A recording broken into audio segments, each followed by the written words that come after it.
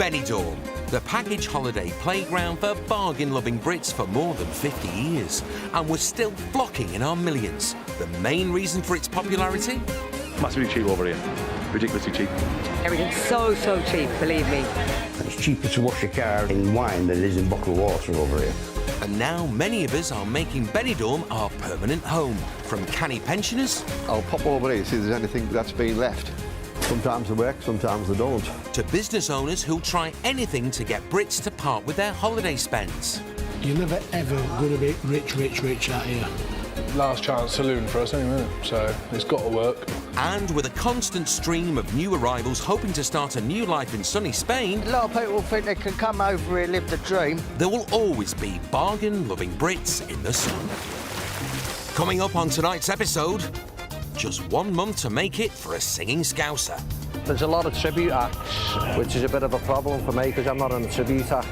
The stiff competition to be top dog. I'm the #3 best salesperson in Spain at the moment. And of course, I'd like to be #1. And one bargain-loving Brit decides to cash in his chips. There comes to a stage of your life, do you live to work or work to live?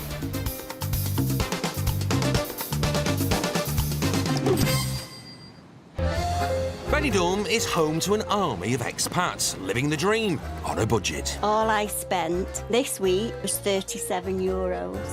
It is like Little Britain. It's like the Blackpool of Spain. And one of the best ways to live a cheap and cheerful life is on a caravan site.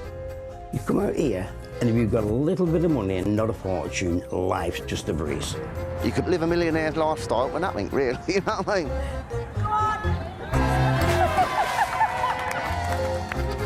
For these budget-loving Brits, a caravan can be the ideal way to get a foot on the property ladder. You're not buying a caravan, you're buying a dream. Singer Eddie Robinson has recently arrived from Liverpool with pockets full of dreams, but not much more. Luckily, he's found himself somewhere to live. It's not palatial, but it is as cheap as chips. Spent a couple of days here, looking for accommodation around the apartments and stuff, and I ended up buying a caravan for €500, and I've just got my keys, so going in to have a look. Key for the caravan, a very small one for a very big dream. I've never had a caravan before, so I'm not particularly well up on how the caravan community does things, but I'm sure I'll learn. The previous owner has left him some freebies. He's kindly left me a quilt, but I will be getting some new bedding, a couple of British sockets for my British laptop and stuff. A couple of tins of beans there. Yummy beans on toast. Who doesn't like beans on toast? Of course, in here we have a little loo. I've never really used one of these things before, so it's all a bit of an adventure. Especially if he has those beans. Eddie needs to find work, and fast. He's only got enough money to last a month in Benidorm, and he needs to find 225 quid for his next month's rent at the campsite. I'm trying to live on a budget till a bit more work comes in, so I'll be able to look after myself and hopefully won't have to scrounge off anybody. And the quicker I get gigs, the quicker I'll pay me way. But with cutthroat competition in the Benidorm entertainment scene, Eddie's future is far from certain. Another expat who came to Spain at the age of 21 with a dream but little else is now one of the most recognisable faces on the Benidorm scene, Manchester-born Wayne Wright. There you go, my darling. He's been living here for the last 23 years and has built the Showboat cabaret bar up from scratch. Mash roast, chips, a jacket. But it wasn't handed to Wayne on a plate. How are you on these starters? Are we up to date? Whoa! I'm Manchester councillor. I left home the day I was 16. If you grow up from nothing and you've had nothing, you don't really want to go back there. Mash roast, chips, a jacket. I was a nurse in Bradford, and one day I walked out my job, borrowed 100 quid. I booked a flight, come here, hadn't got a bloody clue. I've done every job you can ever imagine, from cleaning to nannying. Having done a summer stint as a redcoat at Butlins, Wayne got a lucky break, an audition at a cabaret bar. And it was 2,000 pesetas, which is about £8 in today's money. And they put me on 3 times a week, and it just sort of snowballed from there, and 23 years, I'm still here. Not only still here, but now at the helm of a thriving business turning over £750,000 every year. But the price of success is... 2 glasses of red. Even more hard work. Marvellous. And it never stops. If she's not here in 5 minutes, we'll cancel the table and give it away. week I serve every single table myself. I take all their orders and check everything's all right. You have to make it happen, so you have to put all this work in 24/7, and if you put the work in, you reap the rewards. This is where I sneak for me 2 minutes of sanity. If I have to say mash roast, chips to jacket one more time, I'm going to pull my hair out. Wayne may still have his hair, but the constant stress is taking its toll. So much so that he's made a dramatic decision that to many would be unthinkable: selling the bar. There comes a time in your life where you think there is more to life than working. And I feel if I carry on doing 24/7, I'm just going to burn out and crash. So it's time to take it easy. Terry's 7 ready to order. But selling up won't be easy. I think it's going to be hard because it's my baby, because I don't trust nobody with my baby, so I'm going to find that very, very hard leaving the Showboat.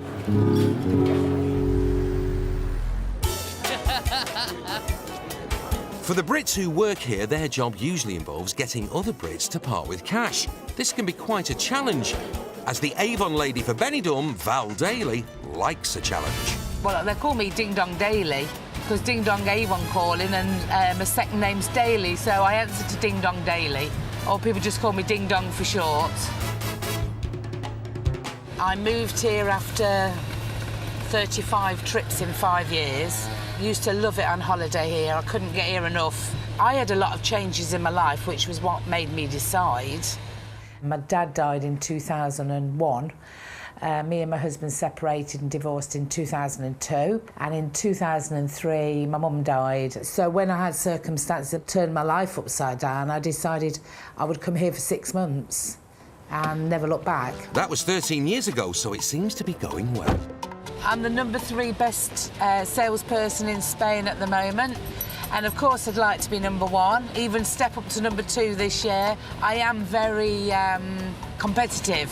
To hit her target, she has to hit the streets. I never go out without a catalogue in my bag. 13.45, and that's yours, Debbie. You know, I'm trying to keep the weight down as well, so the more I run, the more I lose weight. I should be a sticking set by now, really. Something's gone wrong in the mechanism. I don't know why, but it has.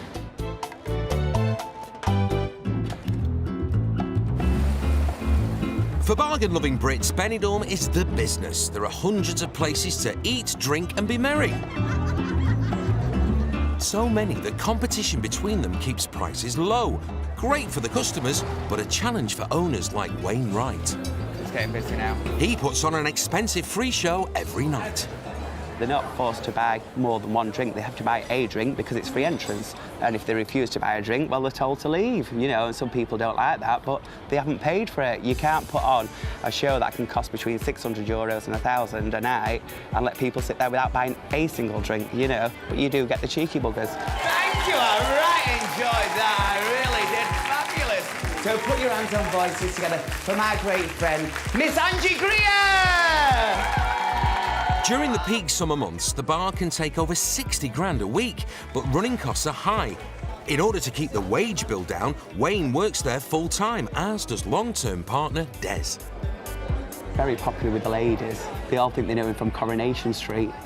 When Des moved here, he was coming here to run the bar. And I said, but you have to understand, the first 12 months, I will be married to the job.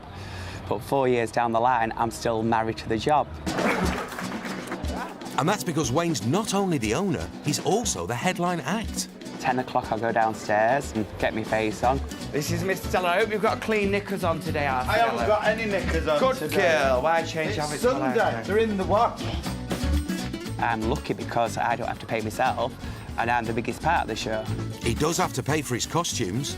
These ones I got for doing Amy Winehouse. I just got the number in and she bloody died on me, didn't she? I thought, how inconsiderate's that? I thought, oh, thanks, Amy. Bloody Michael Jackson did the same. And Whitney. Sweetheart, I'm going up to the bull ring. Right. So I'll see you up there. Quick shake. I came here, I had no hopes, no dreams. I certainly never, ever expected to be out wearing women's clothes, making a living. And, you know, 23 years down the line, I suppose that's all I've done. Well, it's not all I've done, but it's been a big part of it. Wayne, or rather Miss Levi, puts a lot into the act and he's on every night. With 16-hour days, 7 days a week, it's little wonder he's worried about the future. work comes first, last in everything, and everything revolves around Showboat. But I'd hate to be one of these that got to like 60 or 70 and hobbling on stage and making a fool of myself. I mean, I make a fool of myself every night, but I know I'm doing that, you know. Well, good evening, ladies and gentlemen. Welcome aboard this Showboat. Hola! Hola! Come here tonight, my new party dress. You like my new party dress, eh? It's American, you know, one yank and it's off.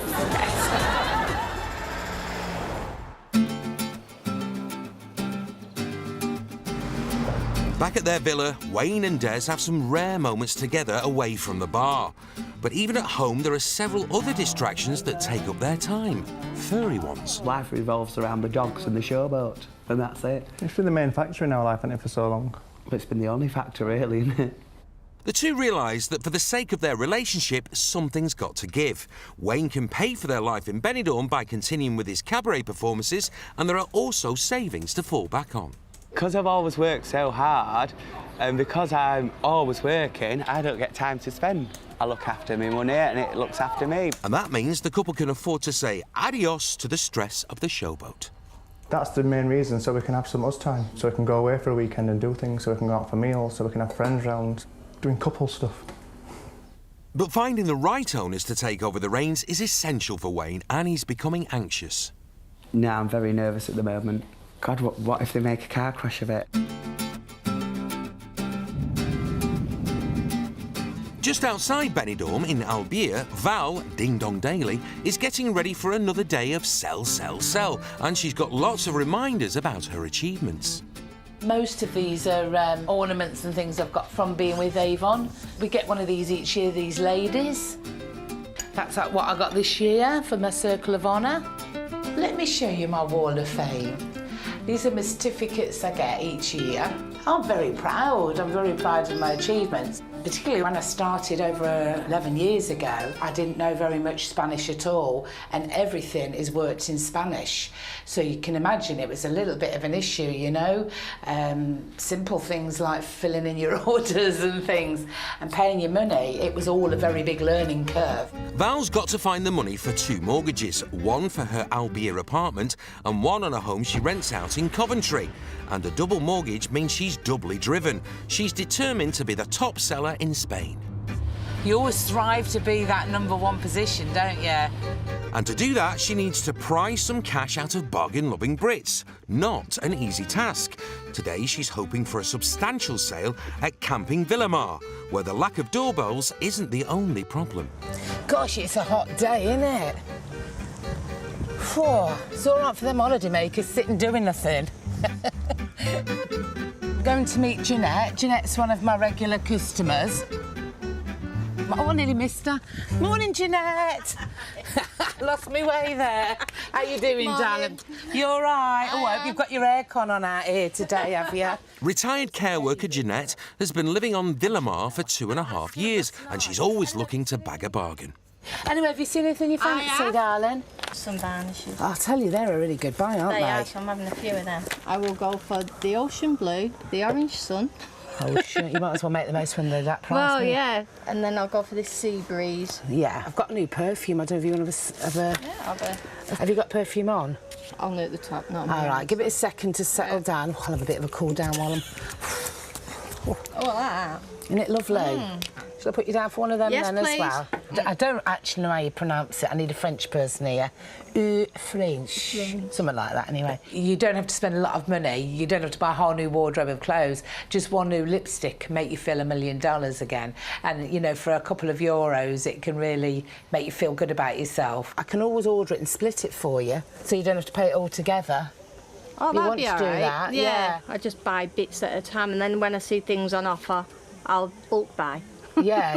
You know, like that oil for my hair and that. I've got enough there to last me at least 12 months. Because it was on a good offer. I know, this is it, isn't it? Right, lovely, that's great then, Jeanette. Thanks. See you, darling. Yeah, I'll see you soon then. Yeah. Obviously, we're not in Marbella. It's not keep up with the Joneses, but every girl likes to look after herself wherever she is. It's been a good sale for Val, but she still needs plenty more to become the top seller in Spain. Benidorm has around 10 campsites and Villamar's the largest, and also one of the more expensive, with a yearly rental of 3,200 quid. And you can tell it attracts the posh set. Today, the champagne corks are popping. There's a paella party. The host, long-term Villamar resident, Arthur. You don't need a fortune to live out here. Very acceptable way of life. This is the sangria I made earlier. Right, this is the bloke's fridge. It's full of liquid refreshments, of course. And the secret of perfect paella? Plenty of beer. Get all your guests, plenty of beer, and then they'll come along and they say, by the Christ, that's lovely, that. Keep the moisture in the chef and none in the paella. Living on a campsite, you'll meet loads of different people, loads of different characters. Are we ready for this? Everyone knows everyone else, and you just all mix in together. It's lovely. Yeah. It's lovely. Can we have a round of applause, please, for Arthur? Giving Villamar a run for its money is the campsite right next door. This place is cheap and most definitely cheerful. Welcome to Camp in Benidorm, the friendliest campsite in Benidorm. When the sun's out, we all do things together. Good food, good drink, and everybody's happy, you know what I mean? 39-year-old Essex boy Dean lives and works on the campsite. There you go, I'm 40. Well, I do the bar, do the cooking, and I enjoy it. Get on with the customer. I think you've got to have good customer relations. How come, darling? It's a good customer of ours. Enjoy yourself, that's the way you go. He came here 7 years ago with 400 quid to his name. A lot of people think they can come over here, live the dream, open up a bar, they think that's it, but they don't realise it is all work, especially in the bar. Your wages is not the best, but it's cheaper living. Drinks are cheaper, cheaper food. Plus you've got the sun, the sunshine, you ain't got to pay for that, it costs nothing. And here he can afford his own little bachelor pad. Don't get me wrong, Essex is nice and you've got bricks and mortar, but it's very pricey. You're probably looking about £800 to £900 to live there a month. I'll pay about 310 and then electric, which starts about €30. That's cheap living.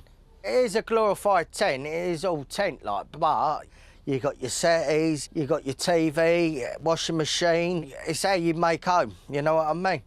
Getting in the bedroom here. Oh, this caravan's seen some action. If the van's rocking, don't come knocking, you know what I mean? Yeah, we know what he means. Just a couple of blocks down from Dean, struggling singer Eddie's blown 370 quid on a caravan at Camping Benidorm, and he hasn't got much cash left. But today, he's managed to secure his first audition, next door at Camping Villamar, and he sincerely hopes there will be rocking. He's auditioning for Entertainment's officer, Graeme Boland. That'll do for tonight. It's like somebody going and asking for a job, you know, off the street. Can I have a job?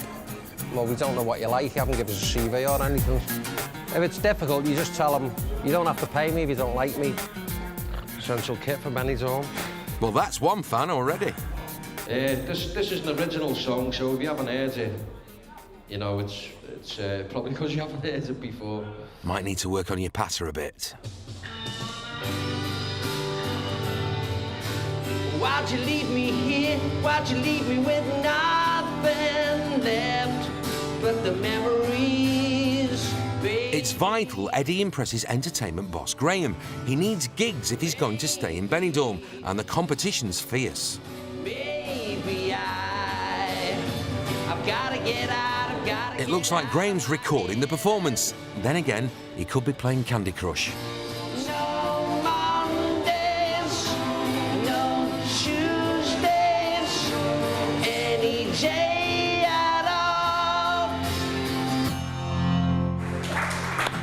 Well, the audience seem to like him, but what about Graeme? Eddie's nervous. It is important to impress them, obviously. If you don't impress them, someone else will get the job. I've just been talking to the boss there. He's happy as Larry. What he may want is, instead of doing every Monday, do alternative. It's a start, but 1 gig a fortnight isn't going to keep Eddie in Benidorm. His month's money is disappearing fast, but Eddie's still hopeful that his Benidorm dream will become a reality. Here I've got to start from the bottom again, and that's, you know, I was expecting to do that anyway, so... But I think, you know, just keep doing what I'm doing and I'll get the work. It's Sunday in Benidorm, and for tradition-loving Brits, that means only one thing. Even in 30 degrees of heat, a Sunday roast. You can't get away from the fact that we're British and we like Sunday dinner. Beef, and it's absolutely delicious. Pork, lamb, chicken. At Camping Benidorm, employee Dean's Sunday roasts are legendary. So popular, in fact, that he's fully booked every week. I think people like to have a Sunday roast. You know, you get it in England and there. Because they live in Spain, they think they can't get it, but they can. Right, I'm going to bang up some mash now. Dean's self-taught. He's a big fan of the bung-it-in school of cookery. Plenty of butter to give it a bit of flavour. You can't have no lumps in it. Dean's not the only one rustling up a roast. All over Benidorm, Sunday lunch is big business. $6.50. As at the present time, it's next to nothing. And we charge $6.95 for a Sunday lunch with a dessert or a starter. Today's carvery, at today's conversion rate, works out at £6.45p. And Brits being Brits, it's all about the trimmings. A few sprouts, carrots. We have roast potatoes, mashed turkey, cabbage, a couple of stuffing bowls, peas. And if it doesn't have Yorkshire puddings, it is not a Sunday roast. At Camping Benidorm, Dean's working up a sweat. His Yorkshires are ready, but when it comes to the trimmings, for him, it's all about the gravy. If you don't have good gravy, it's a bad meal. And the art of it is having thick gravy. If it's thin, it's no good. There you go, nice and thick. Right, most of it's done there. I'll put the meat on and the yolk in, and they help themselves to the rest. They love it, don't they? Oh, they do pile it up high. You know, for £5.95 we get about 30 odd people plus the drinks, so they can make about £300-400 on here. No, very nice, Dean, very nice. He's famous for his gravy. They love the gravy, that's why they come in. Ask anyone what's great about Benidorm, and the chances are they'll bring up the rock-bottom refreshments. All bowls you can have, cheap as chips. €1 for a pint of beer. €1 a pint. No, it's more expensive for the water than what it is a pint. That's serious, that.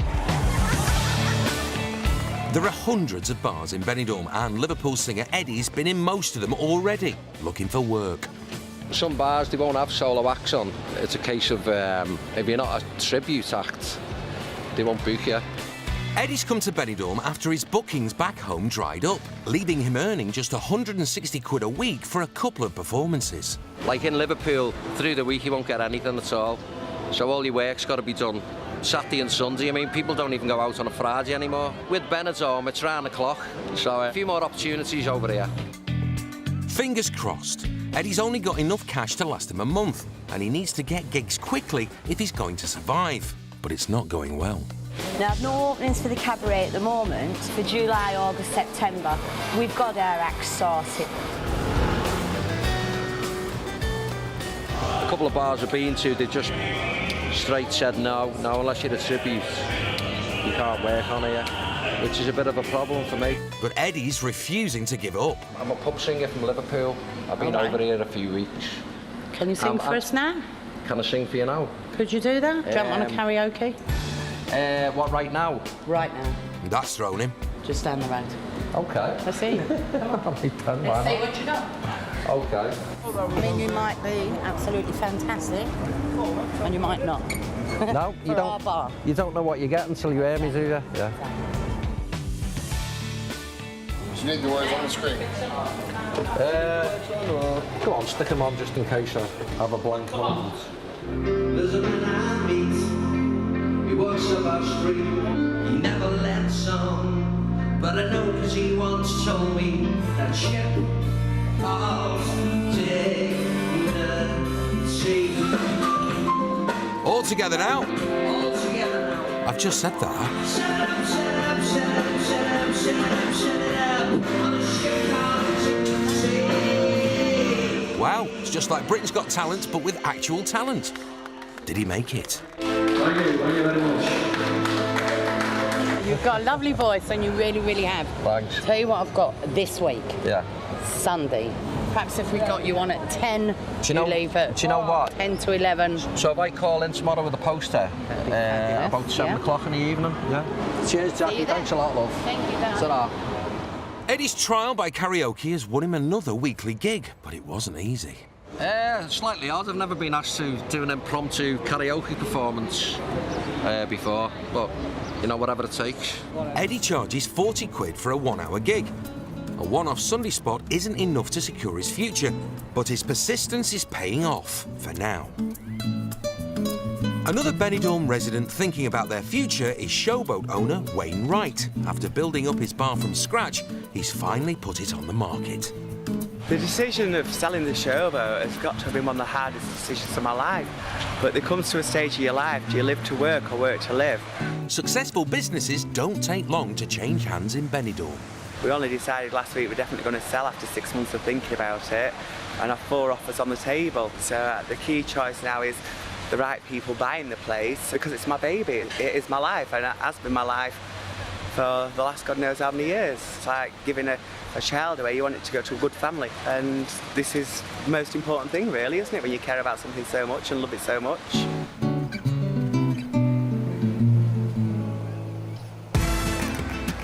At Camping Benidorm, worker Dean's hard at it pulling pints when his friend Smokey turns up on a week's break from his hairdressing job in the UK. 120 quid to fly here, puts me up for free, which is another bonus. This is Dean's place. This is my bed, this is where I stay, which is fine for free. More money for alcohol. Every time Smokey comes over, it's just crazy. You know you're in for a party like most nights. Well, the campsite is rocking. I love it. It's crazy. I fit in quite well. Well, we met over here when it was about 4 years ago. 4 years ago, yeah. And we just hit it off, had a good laugh and that, and with Smokey, everybody gets on with Smokey. There's just one problem. I can't go out every night and party. You know, you've still got to do a day's work. I wouldn't fancy coming here and working. Everyone says, come over there, come over there. I don't think I want you over here, but I have to have a break when you go.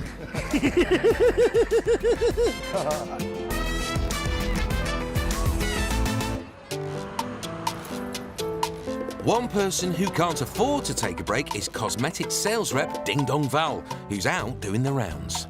When I first started 11 years ago, it wasn't going to be my main job, it was just going to be like a little bit of pin money. But I think one thing led to another, and I realised that this could be a really good business for me. Hi, Anne-Marie. I need to make it successful. It's my living, it's how I pay my mortgage, it's how I live. So I work hard. I work hard and I play hard. Val's determined to be one of the top 3 sellers in Spain, but she's had some bad news. Well, at the moment, I'm in 4th place, which will change because I've been 3rd for the last 2 years. There are probably, I don't know, 10,000 reps. So to be in that position, I'm quite pleased with it. But at the moment, I'm a little below par. So I do need your help, folks. Give me your orders. In order to get back up the rankings, Val's recruited an army of expat assistants, like laundrette lady Michelle Gray, to take orders for her. Go, girls, do it for Britain. Oh, you need this. It's looking nice, that. Colour's looking nice, isn't it? The thing that takes the time is going to everybody individually, whereas if you can deliver 4 or 5 orders at one place and the money's all ready for you, it makes life a lot simpler. The troops are under pressure to deliver. Try a bit harder for me for this week. See you later, bye. Teamwork. I've got all your orders here for you, darling. So 5 different sets? Yeah, I bagged them individually to keep it nice and neat. Hiya, Gary, you all right? I asked them to collect their orders from their workmates and give them a gift for doing it as my assistant. Thank you very much. Lovely, so I owe you... You don't owe me anything. Oh, thanks, darling. I'll put it in my tip jar. This sales machine has the top spot in her sights. A bad day is less than 100. A good day, 300 plus. I think the maximum I've done in a day is about 600. I think I might just run in here. It's one I missed out on earlier. Won't be a sec. She never misses a trick. Good job I called. Nice little €30 order there. The more scraps of paper I have, the happier I am.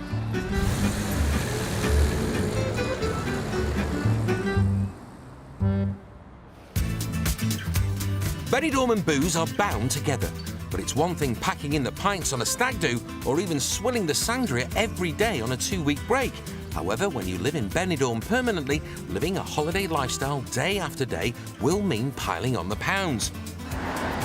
So, at Camping Benidorm, worker Dean fights the flat by hitting the gym. Oh, here we are. Well, hitting a punch bag, to be precise.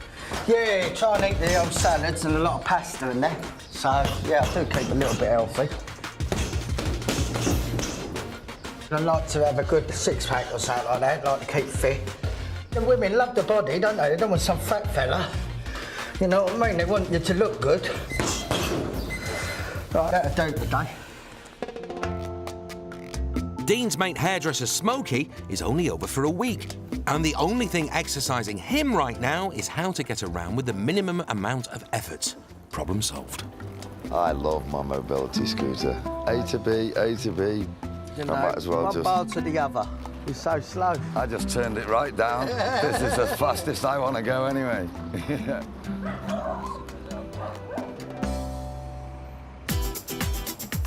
It's an historic day for Benidorm resident of the last 23 years, Wayne Wright.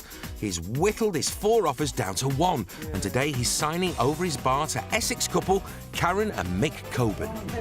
Today's the day, yeah, so we're going down there and get it all signed, and that's it, all on paper, all official. It's a leap into the unknown for Mick and Karen. Amazingly, although they were looking for a business to buy in Spain, both the bar and its location were impulsive decisions. We were looking to come out to Spain. Benidorm was never the initial place we wanted to be, was it? No. How it come about, it was just pure luck at finding this bar to purchase. We started coming here for meals, to watch the shows. I got talking to Wayne, and then it came up that he was thinking of selling. I sort of just said, yeah, we'll buy it. Yeah, lovely. Thank you for the... consultation. Thank you for the consultation and asking, yeah. So, and there we are. The couple clicked with Wayne straight away. We get on great, but we're sort of the same sort of sense of humour, I think, so that helps, doesn't it? And they're keeping him on, performing as his stage persona, Levi G. Wayne's going to stay for 4 nights a week, and it means like he can do bits to his show, he can improve his costumes, it gives him more time to like perform on his acts. The time comes to make it official. Do you want me to sign first? Yeah, you go first then. And put pen to paper. That's it, mate. You're a condemned man. Give us a kiss, you miserable bugger. I want to kiss you, so I'll kiss him. Although Mick spent a bit of time pulling pints at an Essex pub and Karen's had some managerial experience, owning their own bar will be a massive new challenge. We are nervous, we are taking on a lot, we know that, but it's something we've always wanted. And we're hardworking enough to know that it's not just a matter of sitting back and reaping the rewards. You've got to put the hours and the effort in. Yeah. You're going to hope the business is going to stay as well as what we've seen it and what it is at now. And hopefully move forward and improve on that. Mick and Karen might be nervous, but for Wayne, although it's been a difficult decision to sell, it's a huge relief. Last night I slept very well because the first time in 4 years I put my phone on silent. So I had a really good night's sleep, and that meant I got 5 hours uninterrupted, which normally it's like 2 hours, you know, so. The good thing is when the alarm goes off at middle at night, it's not my bloody problem, is it? The regulars are happy that he's taking his foot off the gas. Time for a change and things move on, so I think it's going to be fine. Works so hard, he never stops. He's 24/7, 7 days a week, it's too much. He needs a break now. Put a lot of time and effort into it, and he deserves all he gets. It's been wonderful. Tonight will be Wayne's last ever performance as the owner, and emotions will be running high. I don't think it's hit me yet. No, definitely not. We'll see, we'll see. At Camping Benidorm, it's the end of an epic week of partying for Dean's mate Smokey. That's it, holiday over. Looks like Dean needs a holiday now.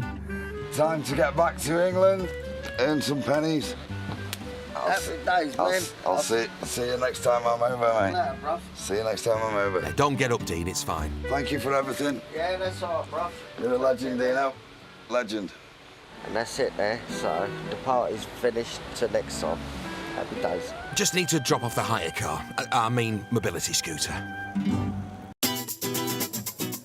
You all right, Bose? Hello. On the outskirts of Benidorm in Albier, Ding Dong Val is celebrating her birthday with a couple of her expat mates. Oh, thank you, darling. I would have... Oh, scratch that. Half of Benidorm have turned out. You smelt the welcome drink, didn't you? You're right, darling. Oh, thank you, sweetheart. But in true entrepreneurial spirit, Val's not letting a birthday get in the way of business. By the time they've had a few more drinks, they'll be saying, Val, I want. Like Jan, she wants a new lipstick. She's certainly got a unique take on party bags. Val, $6.95, 7 with the tip. Currently the 4th highest Avon seller in Spain. That's not enough for our Val. I do want to be back in 3rd. It's probably not a big deal to anybody else, but it's what I like to achieve. Top 3 are on the Wall of Fame at head office in Madrid. So your Fizzog's on the wall, looking at everybody when they come to visit. Miriam, one catalogue. The year actually starts in February, so I've got till next February to get myself back into 3rd place. Cheers, lovey. With the sales coming in thick and fast, it looks highly likely that Val's Fizzog will be smiling down from a Madrid wall come February. As long as she keeps mixing pleasure with business, of course. Cheers, everybody. Thank you. Meanwhile, back at Camping Benidorm, Dean's mate Smokey's still here. Oh, this isn't good. Reception's closed. All my plane tickets, my passport is in reception. Operation Find the Receptionist begins. What does she look like? Good-looking curly hair. Apparently it's on her chest. She literally just went past her. Oh, this isn't good. I've got... To get a new watch? 12 minutes to find her. Can I have for key for reception? Yes. I have no passport, no plane ticket. Oh, I have to stay in Benidorm longer. Ah. She doesn't look too thrilled. Thank you. Right, see you all later. See you in August. The airport bus leaves and it's adios to Smokey. Or maybe not. Oh, no! It's gone! Oh, dear, this might be a bit of a problem. I've probably missed my bus. There's no probably about it. There's always the scooter.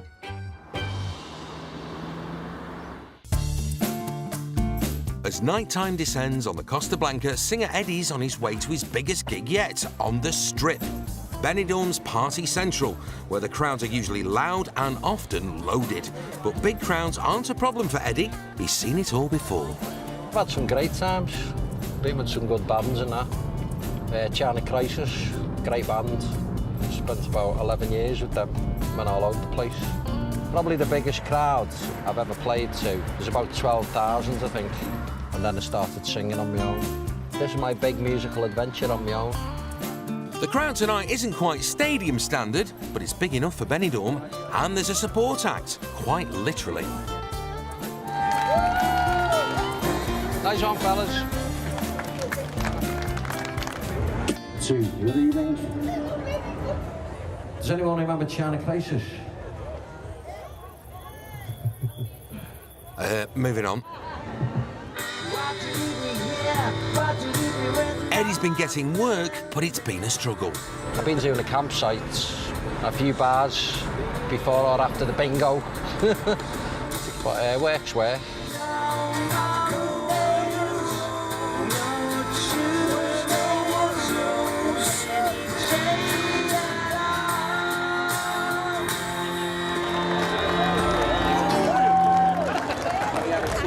Thank you very much.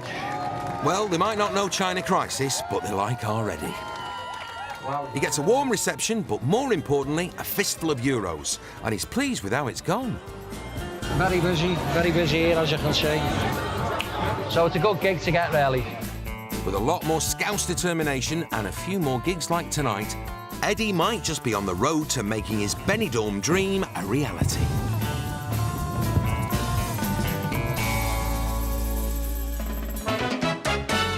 Across town, the time has come for Wayne's final show as the owner of the Showboat. I've never got nervous before a show. I'm getting nervous tonight. I don't know how. New owners Mick and Karen Coburn are here to join the send-off. The Sweet Viking! Tomorrow, the place will be theirs, and the enormity of what they've taken on is starting to sink in. It has become real now. Obviously, tomorrow we haven't got any choice. It kicks in, and we've got to pick up the reins.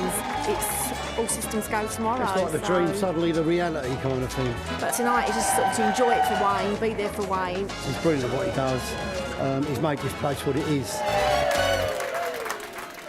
Ladies and gentlemen, I'm not, because these last events get a bit boring, don't they, when you start going, thank you here and thank you there and so I haven't wrote a speech, ladies and gentlemen, I really haven't, but please extend those wonderful applause to my wonderful dream team, ladies and gentlemen, who work 52 weeks a year, Christmas Day, birthdays, Christmas Eve, Mother's Day, and ladies and gentlemen, this man here, he has to live with me 24/7, and do you know what it is? My whole life's revolved around Showboat for the last 4 years, ladies and gentlemen.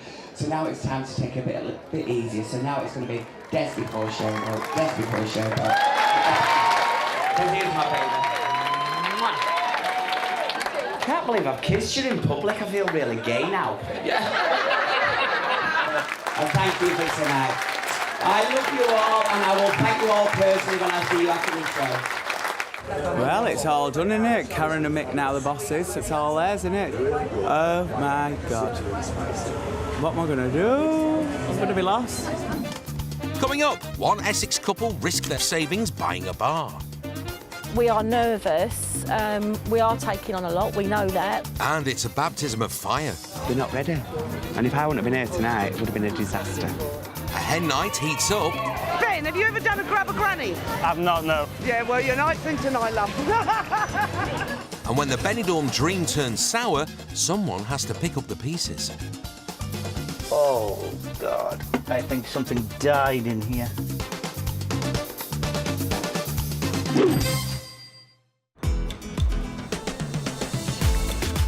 Expats come to Benidorm for its highs and lows. High temperatures, low cost of living.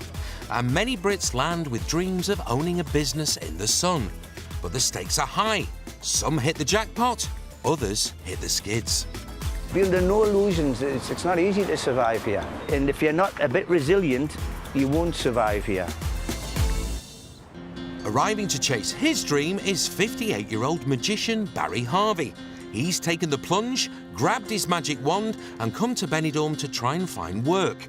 He's handed over 900 quid to rent a room for 2 months, and the clock is ticking on his quest for success. This is it. It's not massive, but I'm on my own, so I don't need a massive space. I am a magician. When you say stop, was I riffing through? I have danced in the past, but with the middle-age spread, the dancing's kind of gone out the window now. Well, I found the 4 aces. Very good. I haven't seen too many magicians out here, so I think there's a hole in the market there.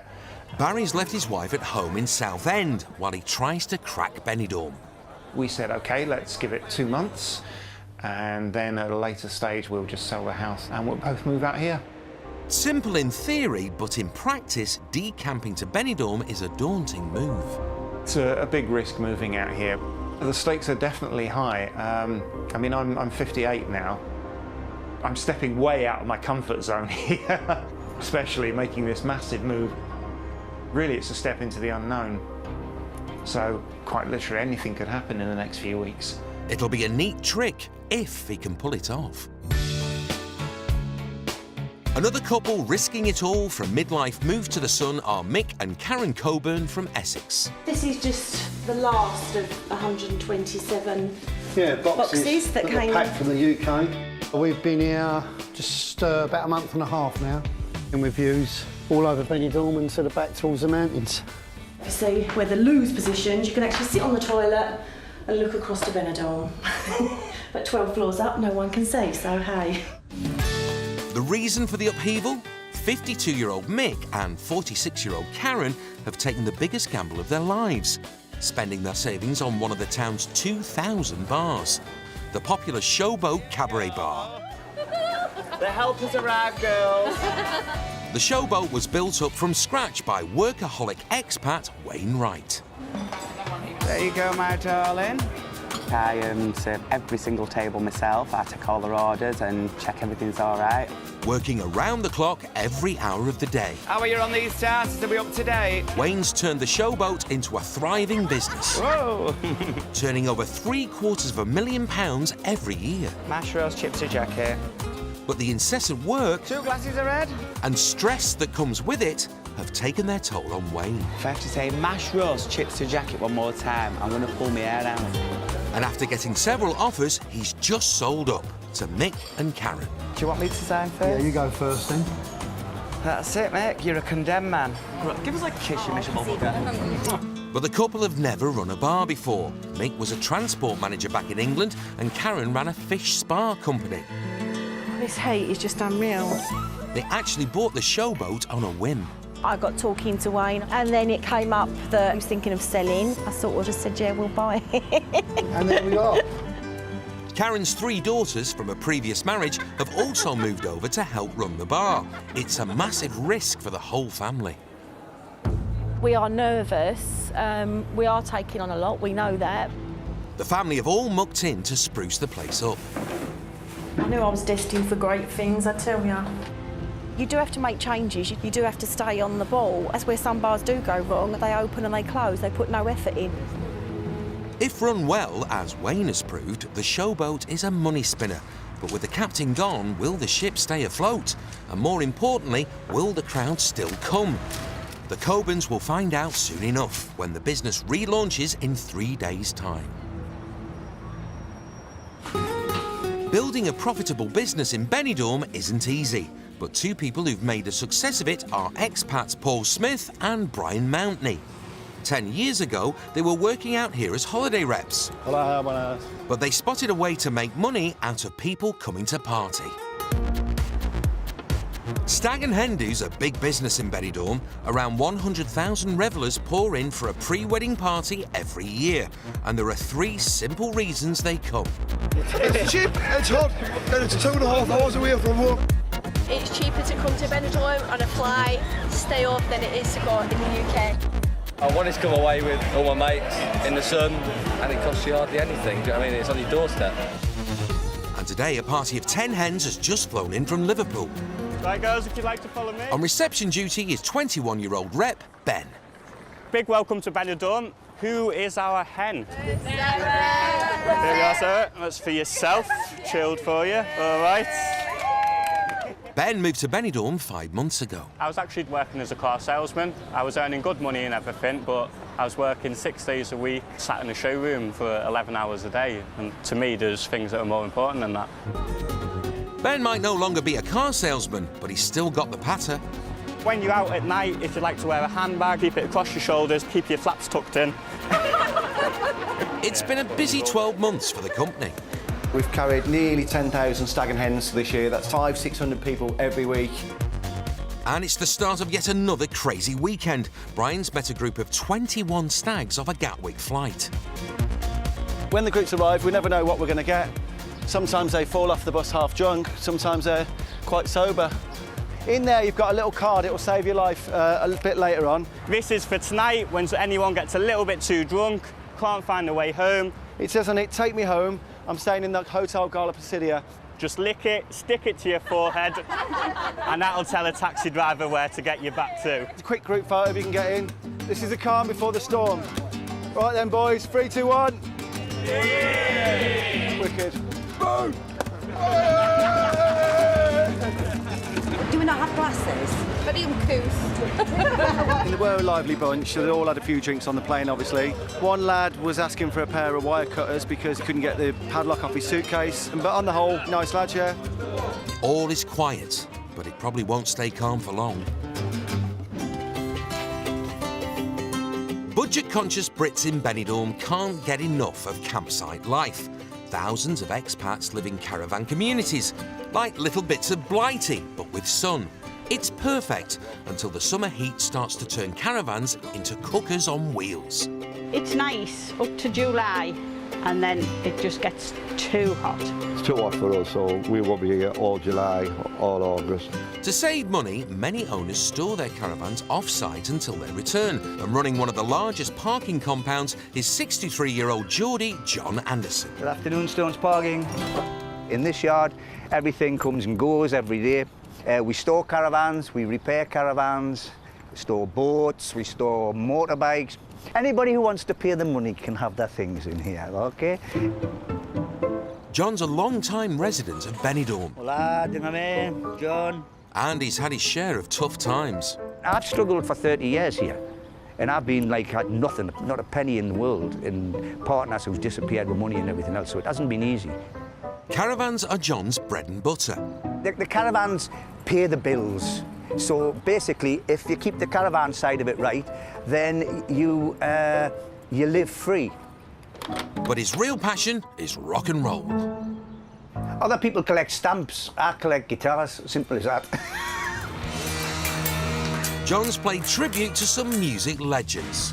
I did a stint with Showboat for a while. But that's not all. Tartan out, girls. And then I got the job with the Bay City Rollers. They asked me to join the tour for 6 months, which is what I did. But John's more of a rocker than a roller. I'm a bit of a rock guitarist. It was a chapter in my life I did, and I enjoyed it. I thoroughly enjoyed it. I mean, every night. But you can't stand still. Even though his glory days are behind him, John still loves to play occasional gigs around Benidorm. This is me noddy holder slate hat. Not for 1 minute am I going to be discovered. I'm for over the hill, but I still have a passion. Nowadays, life for John is more about touring caravans than touring with the band. Today, he's returning one to a campsite. Okie dokie wokey, off with Johnny Willy Gooey. To store a caravan in here, it's about 450 euros a year. To pull a caravan from England down here and then drive back, you're talking about up to 1,500. So you've got a good 1,000 euros to spend on your holiday, and you don't have the stress of getting it on and off a boat. But as they arrive at the campsite, there's a bit of a hitch. Is that it there? This is where you park my bike. You know you can't come on here. I've got my bike parked here. Oh, yes, he can. We'll leave his keys in the reception as we go out the gate. Job done, finished. At their office in the centre of town, bosses Paul and Brian are dealing with the day-to-day problems that come hand in hand with having hundreds of stags and hens in town. The stag was dressed in a wedding dress and he was really, really drunk. All his mates were trying to strip him, trying to take his dress off. He thinks he's left his bag on the bus, basically. So, is it possible you could call the driver just to see if he's got the bag, and then we can hopefully try and reunite him with his bag? We're looking for one of our guests who we believe has got a broken ankle. He was taken in an ambulance last night. This is kind of a everyday occurrence in this kind of industry, in Benidorm. This is what the groups get up to. They sometimes lose their bags, their phones, their passports, their friends, things like this. And it's just, we just try our best to try and resolve the situations as they arrive. Lost passports are one thing, lost people are a far greater cause for concern. I've called the police stations. We received a call from a group of guys. They all went out last night, and one of them still isn't back yet, and it's getting on for 1 o'clock in the afternoon. So they're a little bit concerned, so we have to ring the police stations and then move on to the hospital to see if they're about at all. The search for the stag begins. It's a hugely important day for magician Barry Harvey. He's trying to find work in Benidorm, and time is running out. I gave myself 2 months at the start. I've now got just over 3 weeks left. It's getting close to make or break time. Today, he's got a meeting at one of the biggest campsites, Villamar, with entertainment boss Graeme Boland. A contract here could be a lifeline for Barry, so he really needs to magic up a great impression from Graeme. One of the things I do when I'm wandering on tables is to show them this, which is not terribly exciting, until I sort of just kind of click this down here like this. And instead of leaving them with a little string of beads, I actually leave them with a little dog. Very good. Not sure you've wowed him, Barry. Time to bring out the big guns. I also got some special napkins that I brought in. Looks just like a napkin to me. Yeah. It's going to be a red rose, isn't it? Yeah. And you can give them the flower. I like that one. Yeah. Nice little giveaway for them. Very good. Not exactly a showstopper. What might be good for you is, if you was to come up here one evening, you can see the kind of audience that you're going to work with. We definitely need a children's entertainer. If we could put a puppet show or a magic show together for the kids, I'd book it, not a problem. I don't know what finance you're looking at, but it varies from €50 right up to €120, depending what it is. In the UK, Barry's minimum fee is £200 a show. Getting 35 quid would be a massive pay cut, but it's typical for Benidorm. But yeah, I am definitely interested. Brilliant, thank you. But once again, thanks ever so much. Yeah, thanks for your time. It. If you can put the right show together, then he's got 2 or 3 months' work here. I'll help the guy out. It's not nice coming to Benidorm and not having any help. It's hard, especially in the entertainment game. It really, really is hard. It's a huge opportunity for Barry, but he'll have to conjure up something special at his audition. Across town, it's a nervous occasion for the Coburn family. Their opening night as new owners of the Showboat bar. It's not that, I suppose, just so they realise, I suppose, there's been a bit of a change of ownership, but it's going to be sort of, the venue's going to stay much the same. I just want people to see us as a family, that we haven't made loads of changes, like all the rumour mills that have been going round. Gossiping and the famous Benidorm grapevine has been a bit of an issue for the new owners. Karen had one sort of laughable experience where she was sitting in the hairdressers. A woman started, have you heard what they're doing down at the Showboat? The new owners are going to do this, going to do that. And Karen just sort of piped up across and said, where have you heard that from? She went, I was talking to the new owner. And she said, well, I don't know where you've heard that from, because I am the new owner. And this woman sort of abruptly sort of went bright red and shut up and didn't say no more kind of thing. Well, I just got to go and get some change for the till. Buying a new business in a new country has thrown up lots of challenges. Very hectic.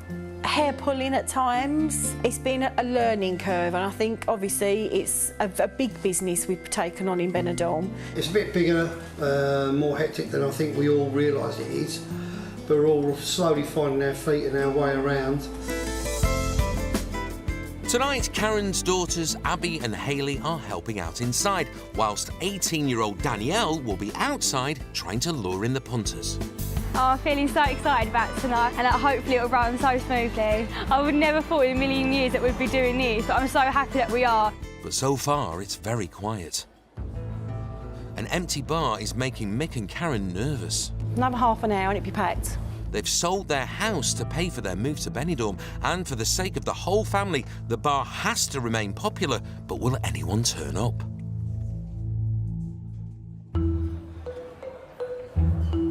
Barry the Magician's back at Camping Villamar for his big chance to shine.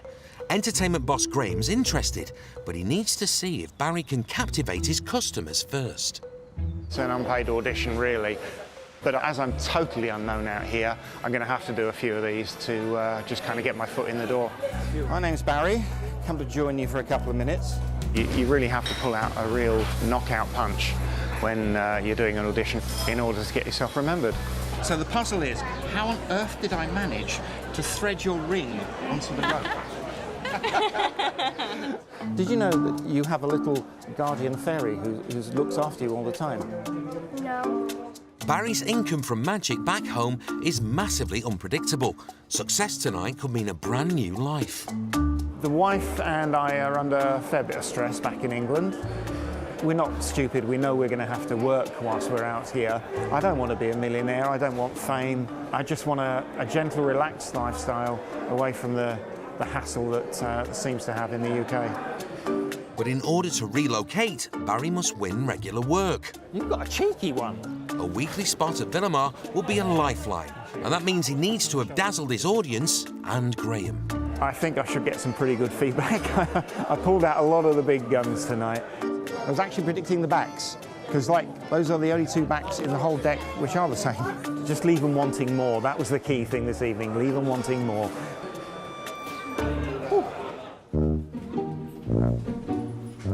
At At his office, MD Paul's had some news about the missing stag. Is he back? What happened to him?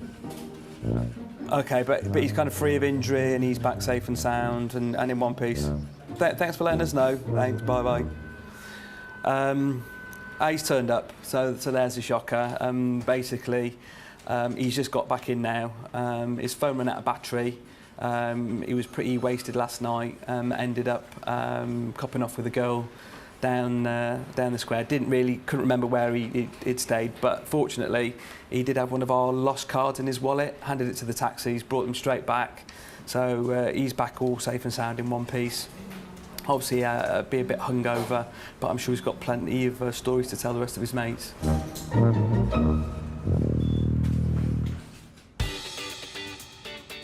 Drama over, the two bosses take time out for a kickabout at Brian's home, which is 10 minutes outside the town, but a world away from the craziness of the company. I used to live in Benidorm and it's a bit of a madhouse and you end up going out every night and it all gets a bit crazy. But, you know, I've been here like nearly 18 years now and it's nice to just get in the car, leave it behind and just relax at home. The lifestyle out here for ourselves is fantastic. It's a brilliant place for bringing up children. The kids are both bilingual because they were born here. And it's just a great place for children to be brought up, basically. Another family hoping for an idyllic lifestyle in the Spanish sun are the Cobans from Essex. And thankfully for them, at their opening night in the Showboat Cabaret Bar, the first punters have at last started to rock up. Stress-wise, on a scale of 1 to 10, I was probably, at the moment, I'm about 6 or 7. Half hour ago, I was probably at a 10. As the bar fills up, Mick and Karen start to relax. Here's to a good night. In the restaurant, there's a very familiar face. Good evening, girls. Can I help you? Hiya. Hiya. We've never been here before, so... Oh, so you're virgins? What type of food do you do? Well, I'll show you the menu, darling. Previous owner Wainwright built the place up from scratch after buying the site, a derelict disco, 4 years ago. But he decided to sell up to Mick and Karen after the endless hours began to take their toll. I feel if I carry on doing 24/7, I'm just going to burn out and crash, so it's time to take it easy. Selling his bar was a tough decision for Wayne, but tonight he's offered to help out in the restaurant. It's a big night tonight, but a bit out of practice at restaurant now, you know, there's new staff here and whatnot, so it's all a little bit different tonight. It seems Wayne might have forgotten he's no longer the boss. Right, check on 2 New Yorkers, a pasta bolognese, a side of chips, a chicken in pepper, a fajitas, a Levi's, a burgers, no cheese, scampi chips and mushy peas and a rib. Down with us before you? As the restaurant fills up and the workload increases, Wayne becomes frustrated. Okay. Different routine to when I was here, but we're getting there. Tonight I've seen staff behind the bar, which wasn't my staff, new staff, handling cutlery at the top, the fork where you eat. You can't handle cutlery like that. Yeah, you can't ever touch the top of it. You do, you just pull that out with your hand and that's in front of customers. Another part left. Wash it again, you know, you can't do it. Thank you. It's just strange being in here, you know, it's like everything was so bum, bum, bum, bum, bum, and now it's lacking that bum, bum, if you know, so it's a bit tough. Why is the napkins all wet in that thing? Just very disorganised, you know, and no one seems to know what they're doing. So it's been quite impossible out there. How the kitchen's cooked, I don't know. The opening needs to be a huge success, but with the night still young, will disharmony spoil the party?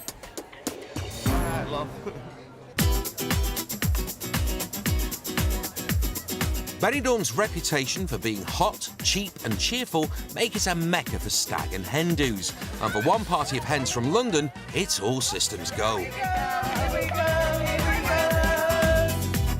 These girls have no intentions of being angelic. In fact, they've just got one thing on their minds. Drink, drink, drink, and more drink. And maybe afterwards we might have a drink.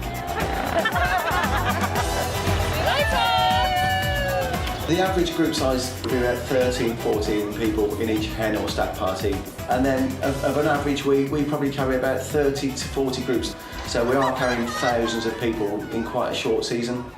43-year-old Lisa Ratcliffe is a Tesco's delivery driver back home. Daughter Danielle, who works for a furniture company, has organised the trip. I've planned it for my mum. She's getting married. Yeah, it's all for her, basically. Buy one, get one free. For just shy of 300 quid, the group have got flights, accommodation, escorted entertainment and bodyguard thrown in, courtesy of young rep Ben. Hello, nice to meet you. Is it Danielle? Nice to meet you. I'm Ben. And I'm gonna guess, yeah, could work that out. So has everybody had themselves a shot?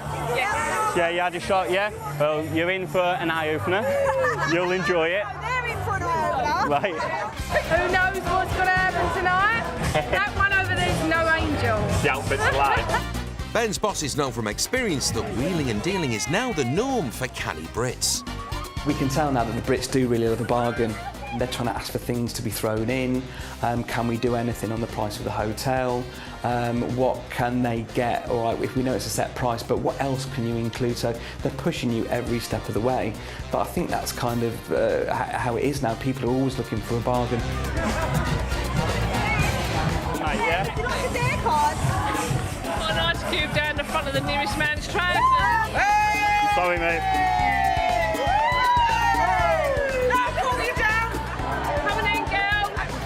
Ben, have you ever done a grab a granny? I've not, no. Yeah, well, you're night soon tonight, love. Looks like it could be a long night for our Ben.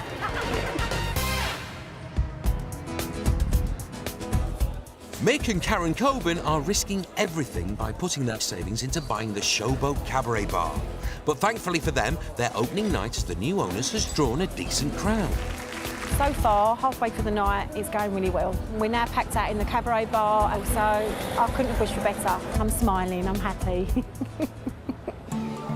One person who isn't smiling is former owner Wayne Wright. It's been stressful tonight, really stressful. Too many people huddled behind the bar, looking busy, achieving nothing. I mean, this isn't even busy to what we normally are in summer, but there's just no organisation. They're not ready. And if I wouldn't have been here tonight, it would have been a disaster. Karen, can you go and clear blue 7 for me, please? I don't think Karen's happy though, because I've made her clear a table. It needed doing. I'm running around, everyone's busy, and you just got to muck in, you know, and get it done. But Karen's on orders not to overdo it. She has a chronic back problem. I know I'm meant to take it a lot easier. With the surgery I have, I'm probably not meant to do half of what I do, but I am sort of those that sort of, unless I am literally cannot move, then I will keep going until I get to that stage. I do what I can when I can. Wayne's glam cabaret show was a highlight for many visitors to the Showboat. Hola! Mick and Karen have asked him to continue performing at the bar, even though they realise having him close after selling up could lead to friction. I suppose we're lucky that we've still got Wayne that's working 4 nights a week for us. We've still got his expertise there. He's a strong personality, and there are going to be clashes. That's bound to be. It's been hard for him. It's his baby, this business. He's brought it up from nothing. All right, love. Wayne's performing later, and he heads downstairs to get into character, but he's not handling the handover of his business well. I've been more nervous about today than any other day ever in the Showboat, even my own opening and everything. I'm thinking, oh, all sorts could go wrong, and I'm thinking, I don't like it. Now, if I was in control, I knew it couldn't go wrong because I'd have a plan A, a plan B and a plan C. Any ship, you need a captain in control. Across town, Rep Ben is in control, but only just. His gaggle of hens are 3 hours and 3 venues into their bar crawl. And they're setting the town alight, quite literally. Let's give it some welly on this.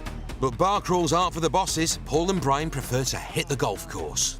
Oh! We just come down here, let off a bit of steam. Yeah, we just take it a bit easier and let the 20-year-old reps do their thing, and it's their cup of tea, they like it. We're not very good at drinking either. I'm in my mid-40s now, and I'm getting to an age where sometimes a night in is probably as much fun as a night out. As you can see, things are getting started now. We've got 30 groups this weekend alone in Benidorm, so there's a lot of people. We've got about 500 people in town. There's a lot that could go wrong. There's a lot going on. You might see some of them a bit worse for wear. I'm taking Ben home tonight. And they'll stay out till 5 in the morning. They'll just wake up tomorrow and do it all again. The low prices and large measures can be a dangerous cocktail.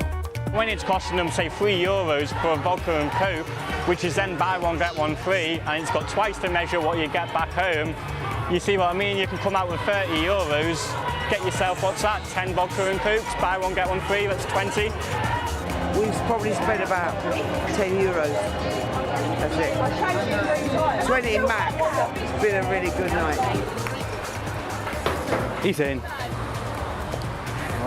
Best man won. Kiss it. Kiss the champs glove. He won. Hang on. Loser does the bull.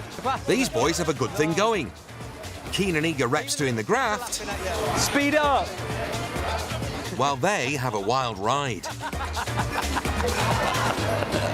People say, would you say you live in the dream out here? I would say so. It's 35 degrees in the daytime, it's 25 degrees at night. It's really cheap living out here. We see some brilliant people, everyone's in a good mood, and it's just like that whole holiday environment. So, yeah, it's not all bad. I've had worse jobs. Brian's not the only fan of the town. I love Benidorm!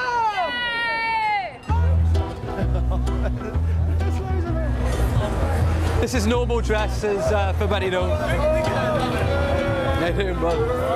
Yeah, that's a common sight in Benidorm. They love the fancy dress. Are they jellyfish?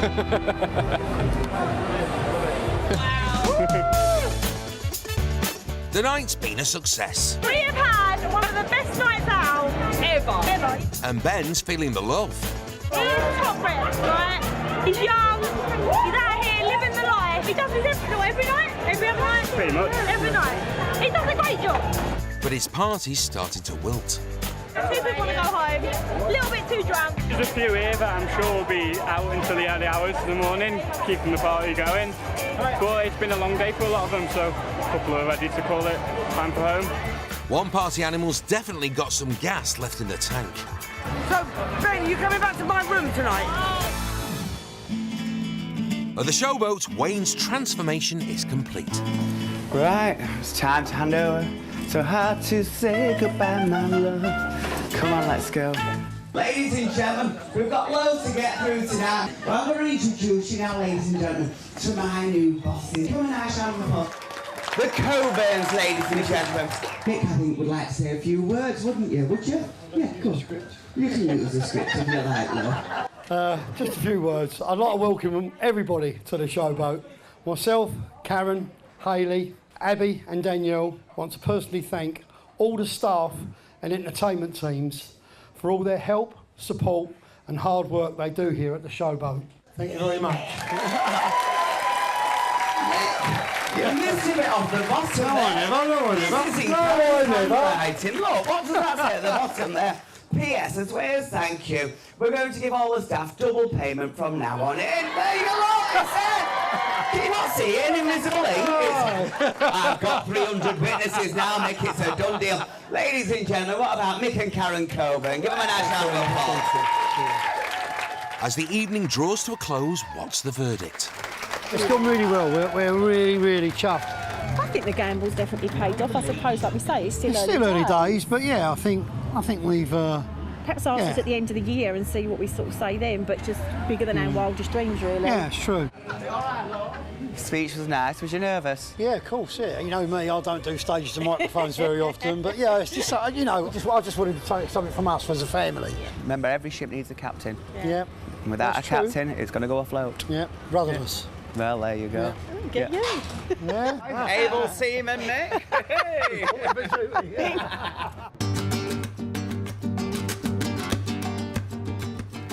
Benidorm is a playground with round-the-clock fun and festivity. Former rocker John Anderson has had his share of the rock and roll lifestyle, but now he's happy to live a gentler life. The late nights have been replaced by early mornings walking the dogs. This is the best part of the day, when that sun starts to come up. You could be hard up, you could have no money, but that doesn't cost anything. John doesn't just store caravans, he buys and sells them too. And today he's looking at one that's been abandoned in a hurry. Well, the smell hits you straight away. Damn me. If he can buy it cheap and sell it on, it could be a nice little earner, but it doesn't appear to be in great nick. Oh, God. I think something died in here. You know, I'm a bit of a tramp, but I do actually go to the toilet instead of bottles down the back there. Would you want to sleep in there? Bennett, look at it. This is how we find these caravans. It's like the Mary Celeste could have just gone and left everything. Even if you were here, you know, and you were living, you wouldn't. Can you imagine inviting somebody in for a drink? God, Bennett, there's nothing we can do with this caravan. This caravan is basically scrap. People come over here and they think it's they're buying their dreams, but this is a prime example of when it's gone wrong.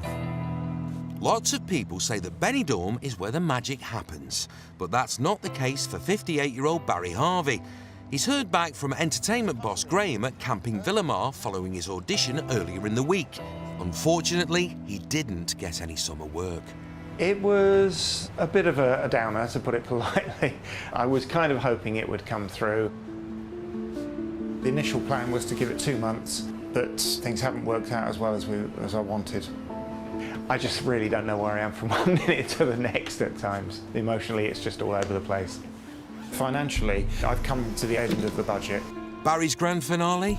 A disappearing act. I've taken the decision to go back to England temporarily, and I stress it is temporarily. I have every intention of coming back out here. The plan at the moment is to carry on hassling the contacts I have here, and hopefully later in the year there should be some work coming up. Barry's one disillusioned illusionist, but he isn't giving up. Generally in life, I'm an optimist, and I'm going to keep plugging away. I'll be back.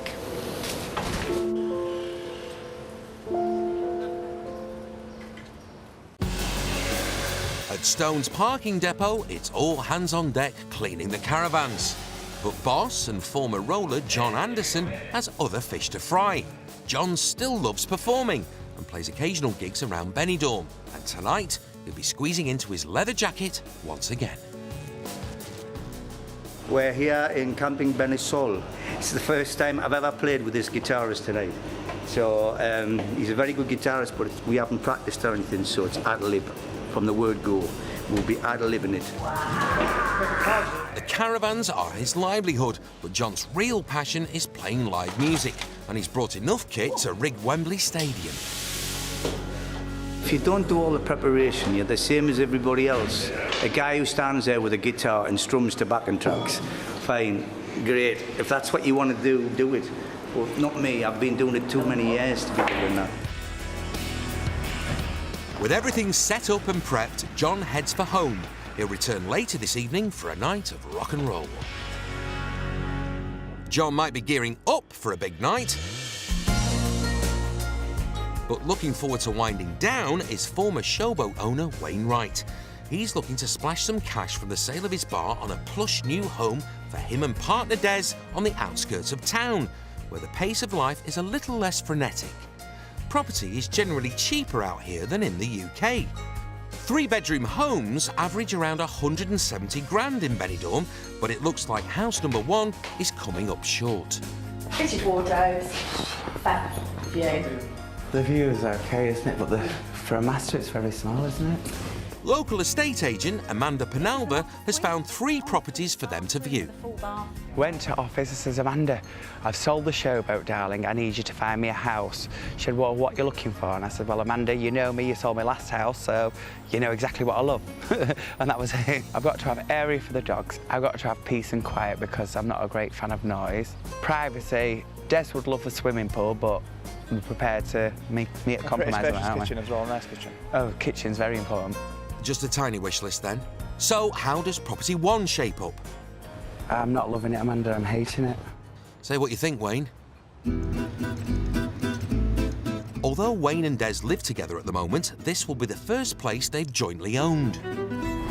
Stage of our relationship where it's now time to buy something that was ours. We decided we're going to buy a property together, our first home. So that's more important to us than anything.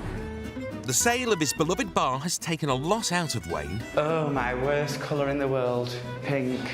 And suddenly stopping work after doing 16-hour days, 7 days a week, has been tough. Recently, it has been a stressful time, if I'm honest. I think when you go from working so hard, working so fast, to stopping, it can be a little difficult. Oh, Des, have you seen that bathroom? It's not for us, is it, kid? No. Definitely not. 2 properties binned, 1 to go. Oh, I'm loving it. Because I love the staircase. I love it. Oh my God, I love the place. Oh, I could see us getting married and end up living in here. Happily ever after. Jez, I love it. Give me the contract and I'll sign it now. It looks like Wayne might have found the house of his dreams. Could this be the start of a brand new life outside the fast lane for once? I think because we've been going 100 mile an hour for the last few years with the Showboat, it's going to be a welcome relief to take some time for each other to move forward together.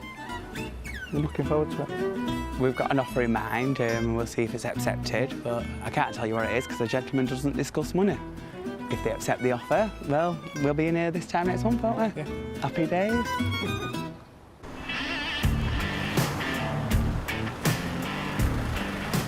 Tonight, ex-rocker John Anderson's rolling back the years. Caravans might pay the bills, but performing gives the thrills. Are you ready to rock? Are you ready to hit the floor? Are you ready to shake your body? John's playing with fellow guitarist and fellow Geordie, Simon Adams. I'm a session guitarist. I've been all over the world. I come to Spain for a holiday. I did an audition for a laugh. Drunk one night and got a job. I flew over with one guitar, and that was 2.5 years ago. We have to work. We have to get up at 7 o'clock in the morning. We have to do the caravans. We have to wash caravans, everything else. That is the bread and butter which pays for all of this. But this is the passion. Doesn't matter how much money you have, you could never buy what we have. You can't give it away, and it can't be taken from us. Unfortunately for the guys, tonight's turnout is a little thin. If you look at the audience, it looks like the crematorium or the embalming salon, but we're going to enjoy ourselves. For John and Simon, tonight's not about the size of the crowd or the paycheck. And what would I normally get paid? 200 euros, if you like. Now it's all about stuff the money, let's have some fun. Hey man, it's rock and roll. End of. Simple.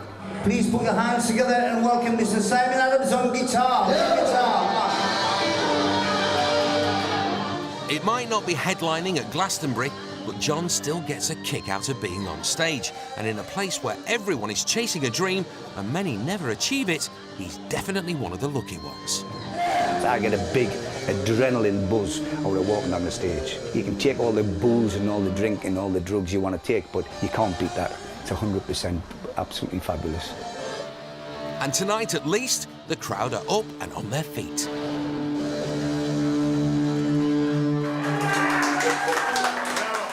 Coming up on tonight's episode, Benidorm bar owner Tad Crocker runs into trouble. The police came, so we got closed down, but I've got to get this bar open. Jack of all trades Dave fights to keep his family in Benidorm. It's so hard when you've got a family that depends on you. If you don't earn, you starve, basically. And it's a dog's life for man's best friend. You take your rubbish and people have dumped them in bins. It's heartbreaking.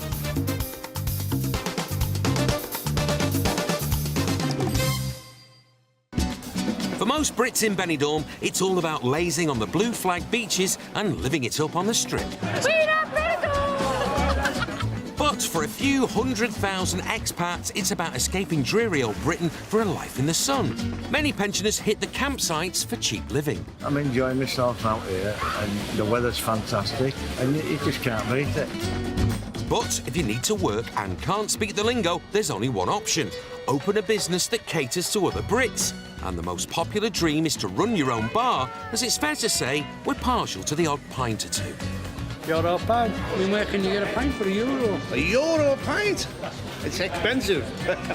Trouble is, there's already 2,000 bars in town, so it's the hardest game of the lot. I'd been coming out here for about 3-4 years before we actually moved out here, and I'd seen the bars on here, and I thought, if they're making money, it must be easy.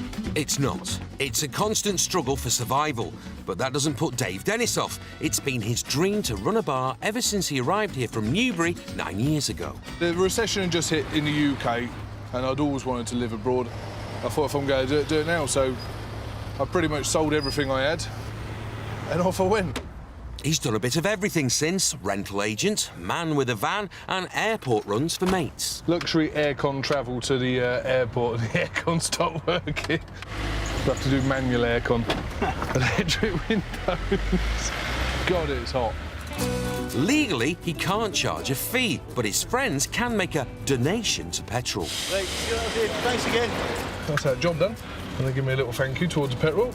But the pressure to earn is greater now, as the odd 30 quid for petrol won't provide for his young family. 33-year-old fiancée Claire and their 2-year-old son James. From a father's point of view, you want the best for your kid. It's so hard when you don't have a regular income and you've got a family that depends on you. You don't get the dole over here. You don't get any housing benefit. If you don't earn, you starve, basically. Dave needs to pull in around 300 quid a week just to cover the rent, bills and James's nursery fees. It's time for him to get serious. I've got to find a bar or something regular that I can work at rather than...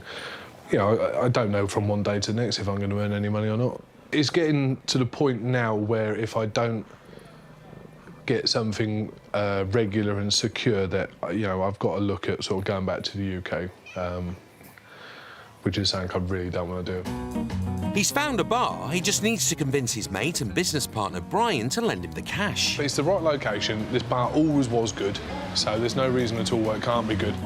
But as Benidorm bar veterans know, setting up these days ain't easy. I won't come to Benidorm now and start up, because now it's too hard. There's dozens and dozens of people come over and just lost the money within 12 months. And the bar's shut. The landlord takes it back. Next victim. Meet Tad Crocker, proud Yorkshireman and leading British bar owner in Benidorm. I've got a good business. I now own the Yorkshire Prides, 1, 2, 3, and the bar Why Not. We now call this place Taddydome. Modest as well. And this is my little baby here. This is my #1 pub, is this. This is where I all started from, when I started making money and then everything else just followed like. But like Dave Dennis, Tad came here with just a dream. I used to work down the pit. 84, Maggie Thatcher ruined our country. She fetched Mr McGregor in to close all the pits. Never forgive her, and never will. That's why I left England, and that's why I came to Spain. When I first come here, I couldn't use a till, I couldn't pour a pint, I couldn't clean my own lines. Never done it before.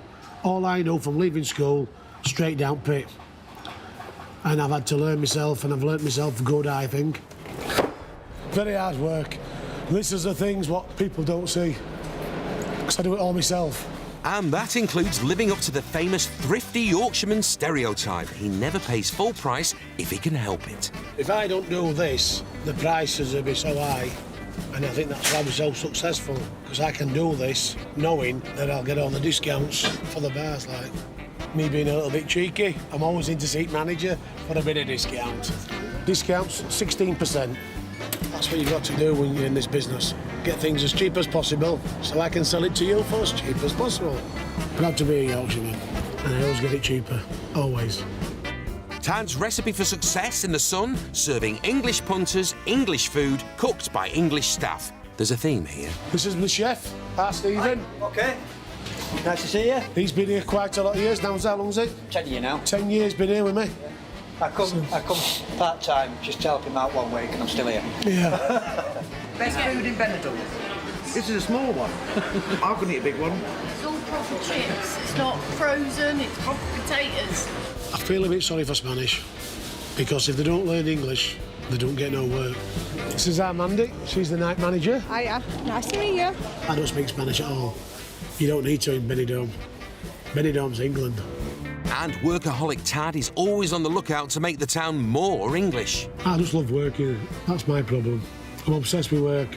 I get it up and running, tickety-boo, get good staffing, and then I must move on to next chapter, which is another bar. And he's bought it already. His 5th, a run-down bar called the Queen Vic on the same road as 2 of his other bars. He now needs to find a new manager and turn the bar around before high season for Brits kicks off in 6 weeks at the start of September. But the hardest test of any expat bar owner is prying the cash out of the Brits on a budget. Benidorm's campsites are full of scrimpers who want the cheapest prices. Mo and Peggy Levy from Bournemouth have spent the last 16 winters on camping Villamar, but they've been together much longer. We've been married now 61 years. Go on, say what you always say. If I'd have done a couple of murders, I'd have been free now. Charming. Mo and Peggy and over 50,000 British pensioners come back to Spain every year for 3 things. Cheap food, cheap drinks, And the sun. And they know a few tricks to get cheap drink even cheaper. Notebooks at the ready. First off, Mo asks for 4 glasses. One is vodka, one is brandy, one is lemonade, and one is empty. No ice, please. Means more room for booze. They're big measures. They're more than a treble, aren't they? Yeah. Mo's brandy is topped up with lemonade, and the vodka is topped up with Coke, but it's still too strong for Peggy, so this is where the extra glass of lemonade and the empty one come in. Mo pours half the vodka and Coke into the empty glass, then tops up each glass with the extra lemonade, leaving Peggy with 2 long drinks for the price of 1. What's left goes into Mo's brandy. Waste not, want not. And the cost of this alcoholic alchemy? £5.40, my love. Yes, you heard it right. €5.40, about £3.90. Cheers. Benidorm is home to over 2,000 bars, serving everything from sangria and sauciness to beer and burgers, often run by Brits working hard to make ends meet. Tad Crocker owns 5 bars in Benidorm, but even after 22 years, he knows he can't sit back and relax. I get up every day, I work hard, and I like playing hard. That's my motto. He works 16-hour days, 6 days a week, meaning only 1 day off to enjoy the villa he shares with girlfriend and former bank worker Olivia and their dog Diesel. I'll never be rich, and I've been working all my life, but I'm always going to have a comfortable life. If I say I want to go on holiday, I can go on holiday. You know what I mean? But you're never, ever going to be rich out here. But despite being comfortably off, Tad has taken a risk buying a 5th bar. It's been his for a week and it's struggling to get customers. It's very old and tatty, but once I get my Yorkshire price stamp on it, it'll all change and then it'll be a busy bar like the rest of them. That means an entire refurb, and he's only got 6 weeks until high season starts, so it isn't going to be cheap. To complete this bar to my standard, I reckon about €80,000, maybe 90,000, plus loss of earnings, because we're going to be shut for 2 months, which it's just got to be done well. The bar's such a mess. It's got to be ripped out and got done. And in September, it'll be up and running. We should be busy, making it all back. You hope. The refurb plus loss of earnings comes to about 140 grand. Still hurts when you've earned all that money and then you just lose it like that. Being a Yorkshireman, every penny counts. It could be a risk, and to add to that gamble, he's chosen girlfriend of 18 months, Olivia, as his new manager. She's never run a bar full-time on her own before. I might be manager, but it's not my bar. But I'll do as my best, obviously, for Tad to actually run it for him. She'll do pretty well. She's going to be a bit nervous at first, but she's got a lot of staff under her. But it's, like I say, it's a new adventure. With a bit of luck and my name, I think it'll be successful. I'm now officially the new Peggy Mitchell. So if I'm Peggy Mitchell, who are you? I'm Phil Mitchell. So you're my son? Yeah. Oh, great. I'm his mum. Great. Well, yeah, I do mother him, actually. And he's mothering. He's laughing now, but with a massive chunk of his savings at stake, will Tad's confidence get the better of him? One man who could do with a wedge of savings is Dave Dennis. He's found a cheap bar to buy to give his family financial stability. It's a snip at 14,000 quid, but he's skint, so he needs to convince his friend and fellow property agent Brian to loan him the money. This is sort of like one of the main tourist areas around here, so any of the bars generally in this vicinity are in a good location. It is make or break for me, you know what I mean? Brian will get his money's worth out of me. I will graft. And it will be a success. Dave's got big plans for the bar, but will it be enough to persuade Brian to cough up? There's the potential, because you've got the natural pitch on the roof coming out, you should be able to take the front off and put a slidey roof on to open the terrace up. What are your initial thoughts? I like the size of it. It needs a lot of TLC. The only reason at the moment it's not doing very well is because the owner's just lost the heart in it. He's got the other bar, that's doing fantastic, because he's there all the time, he's watching it, he loves it. Dave's family's future rests on Brian's decision. Do you reckon you want to go for it? Oh, it's hard to get excited, you know what I mean? I've had so many opportunities and so many good ideas and everything like that, and they just end up going down the toilet for whatever reason. Straight question, how long will it take you to come up with some money? 3 days. 3 days? happy days. If in a week's time and the cash is there and I get given the keys, then we'll have a big party. It's going to be an agonising wait for Dave, and in the meantime, he still has to find work to pay the bills. It's the same for every Brit who ever dreamed of starting their own business in the Spanish sun. I came to Benidorm 9 years ago. I always wanted the dream because I lived here when I was 16. I worked for a supermarket back home, and I got made redundant when I was on maternity leave. So I said, right, that's it, I'm off to Benidorm. Welsh-born Karen Robinson runs a pie and pasty store aimed solely at the British market. I think it works in Benidorm, the pies and pasties, because it's home from home. €5 then, please. Thank you. We're known as Benidorm's answer to Greg's, but Simply Delicious, that's our actual name. But business has taken a dive recently as the big hotels have upped the ante in the fight for British holidaymakers' money. All the hotels on this street within, I think, was 1 month, 6 weeks of each other, all went all-inclusive. It was very difficult because, of course, people was in the crisis and they paid for all-inclusive, so they paid so much for their holiday and that's what they wanted to spend. And one of her biggest sources of income has dried up too. Initially, when we first opened, we were so busy, but next door they have a pool and there was no fence, so all their clients used to hop over the wall. They basically used us as a pool bar, and the manager wasn't very happy, so they put a fence up and they put a gate up, so now they can't just hop over because they say they were losing business. First step on her drive to get more pasty punters into the shop is a new sign. For that, she's using another hard-working Brit, Paul Callow, 33, from Darlington. Like Karen, he spotted a niche, making money from other people's failures. There is a lot of bars that have shut, but that's not bad. That's a great opportunity for me. Normally, I'm driving around and I can see the opportunity where people have closed down. So I'm in there pretty much like a vulture, to be honest, with my business cards and seeing what I can advise them on and things like that. There's always an opportunity for me to get in there. And it's paid off. Not one street in Benidorm that I haven't done a signage for of some type, whether it's a bar or a shop or whatever. But Paul knows there's more to success than just finding a niche in the market. I love it. I get up in the morning to do what I do. And that's what it's like in Spain. You've got to work hard, and anything you do in Spain, if you work hard, you're going to make money. Now he just has to hope Karen thinks his hard work is worth the £250 he's charging. So today we've got to set the light box, make sure it's all lined up and what have you, fit the ends on there, and then go to the other end and line it up at the same process. It's perfect, don't you worry about that. I'm just getting the last person's name off that did a bad job and my name going on properly now. I was a bit concerned because we wanted the Simply Delicious in the middle, but now seeing it, I think... This is what it says in the tin. Yeah. Thank you. Thank you very much, thank you. Step 1 in Project Profit complete. Time for Step 2, a delivery service to local British businesses. Thank you. Bye. Right, bye.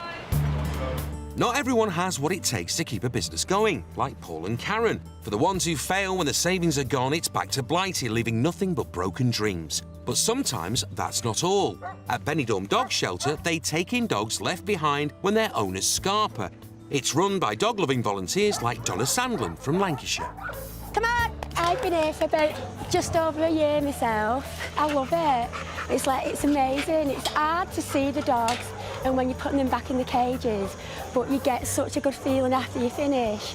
It's just amazing. Over 100 dogs are in the shelter at any one time, walked and fed by the dedicated volunteers. Many of the dogs are dumped due to lack of cash. A lot of Brits do come to Benidorm to live the Spanish dream. They come opening bars, and sadly it can be difficult, and unfortunately it doesn't work out for everybody, and then they do go back to England and leave the dogs behind. Hi. It's a shame because it's so cheap to get transport back to England. Costa Blanca Dog Home do dog transport and it's £190 and it's direct to your door. Your dog, take them back with you. The charity relies on donations to keep the dogs fed and housed, but they can't stay here forever. It's very rarely a dog will die here because we do get a lot adopted. It's like, I think this year alone up to now, we've got over 120, 130 dogs out owned. For Donna, it's a labour of love. She has to work all hours to be able to afford to volunteer here 4 days a week. I do mobile spray tans. I can be doing spray tans like 2 o'clock in the morning when people have finished work. Then they'll come to my apartment, so I can work it around what I want to do. But I can only do that more or less in the winter months, because obviously it's 35 degrees now, so nobody really wants a spray tan in summer. I can spend a lot more summer mornings here at the shelter. I'd come here every single day if I could. And she has her favourite. This is Star. Hi. This girl's so beautiful. She's been in about 6 months. It baffles me why she's not got a home. She just loves people so much. This girl just melts my heart. If I didn't have dogs myself, I'd have them myself. Won't we? Yeah? Donna can only hope someone falls in love with Star and adopts her soon.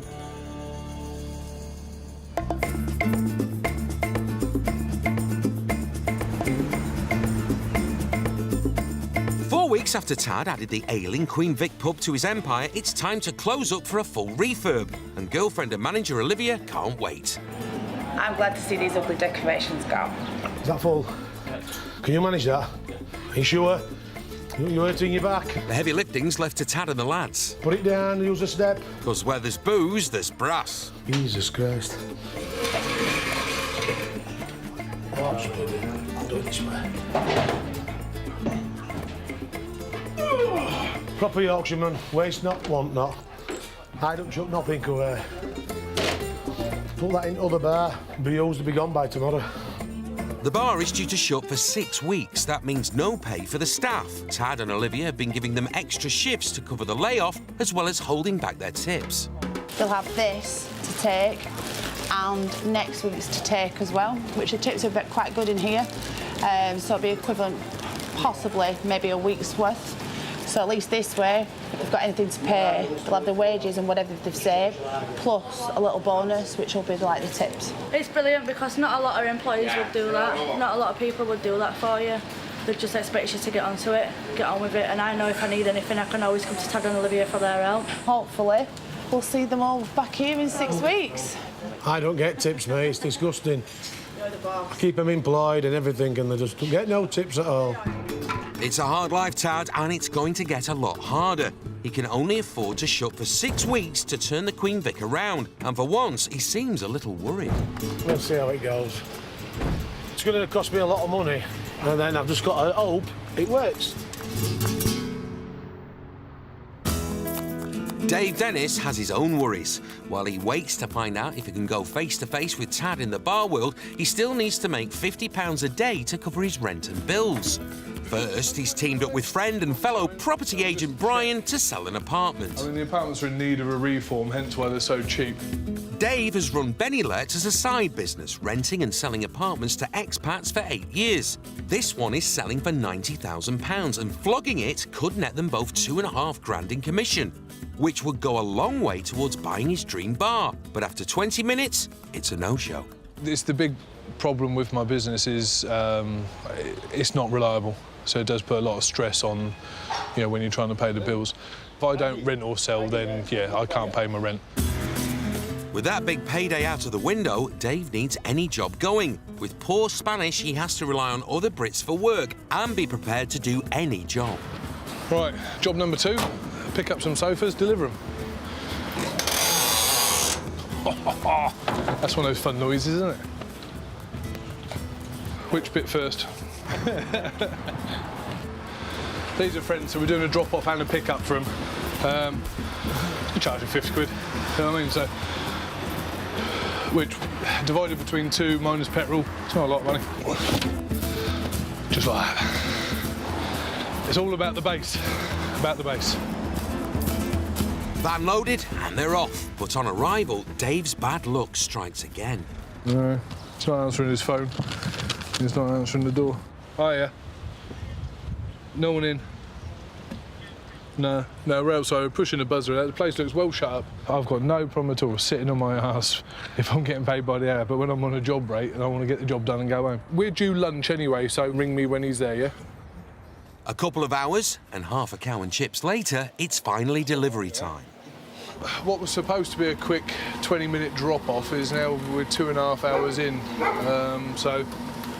But unfortunately the money doesn't go up, so what would have been 20 quid for half an hour's work is now turned into 20 quid for 3 hours work. All of these little things, they all sort of add up, and if they all work, then great, I earn a really good wage, but as life is, they don't always work. So by ducking and diving and doing random things, I earn more, but it's not guaranteed, and it stresses the hell out of me all the time. Benidorm is the dream destination for Brits wanting a new life in the sun. A reported 30,000 of them are here to make a living. One business that's hoping to grow is a pie and pasty shop run by Welsh-born Karen Robinson. She started a delivery service tapping into expat workers' love of British food. When you're on holidays, you always want something from home. Some people don't always want to try when in Rome, be in Rome. People want to have what they're used to back home. Her secret weapon, Lancashire-born Yvonne Thompson.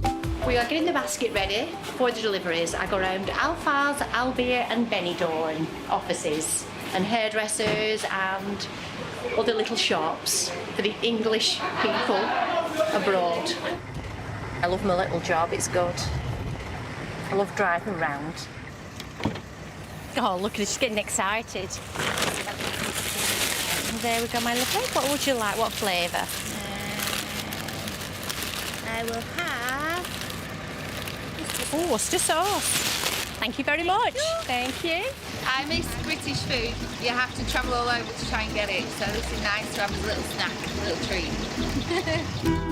Yvonne and her husband both have to work to keep their dream alive, but she knows it's worth it. They say British are a nation of pie eaters, don't they? We used to have a pie shop in England, me and my husband, like a delicatessens. And then we moved here for a better life for our daughter. Hello, Andy. Come on in. Hello. Fine, thank you. Are you? I'll let everyone know you're here. Yes, thank you. We've got sausage rolls and some ham and tomato and cheese pizza baguettes. Would you like anything, sir? Something healthy today. Oh my gosh. Oh, no. They're just €1, sir. Bye. See you tomorrow. Sometimes I get the odd complaint that things are expensive on me round, but I don't think they are. I think it's a British tradition that the British want things cheaper. Karen charges less on a sandwich round for the delivery for the offices, that people that work here, than she does in the shop. The sandwiches are dearer in the shop for the tourists. You all right, everybody? Yvonne is in charge of the menu, and today she's trying out some new items. It could be a bit risky. Feta cheese and a pasta. Feta cheese and bacon, very healthy. You've got one. Bye. Sound like Waltons, don't we? Night, John boy. The food's really nice, and it's nice that she calls in and we can buy our lunch, because we generally don't get a chance to go out and buy lunch because we're busy all the time. I'll have a Plymans. Do you want a Plymans, yeah? Fantastic. There you go, Claire. There are some naughty bits in the box. She has the sausage rolls and Cornish pasties, so we try to resist those. I'll have a Cornish then. A Cornish. All right. Good day. I've had a good day, yes. We've sold all the sausage rolls and slices. Come back with a couple of sandwiches, a couple of salads, but yeah, everything's gone well. But will the delivery service deliver the extra cash she needs? How much today, Yvonne? About 200? Yeah, about 150, 200, yes, yeah, not bad, yes. The pies have paid off. Now for the icing on the cake. My day is finished. I'm going to go home, get changed, and I'm going to the beach. And there's a mini celebration at Benidorm Dog Shelter as one of their dogs is being adopted. But it's not Donna's favourite Star. It's a 6-month-old puppy whose owner became too ill to look after him. This is Eddie. He's been adopted today by a lovely English family. So this is his last day in the kennels here. As you can see, he's really excited to get out.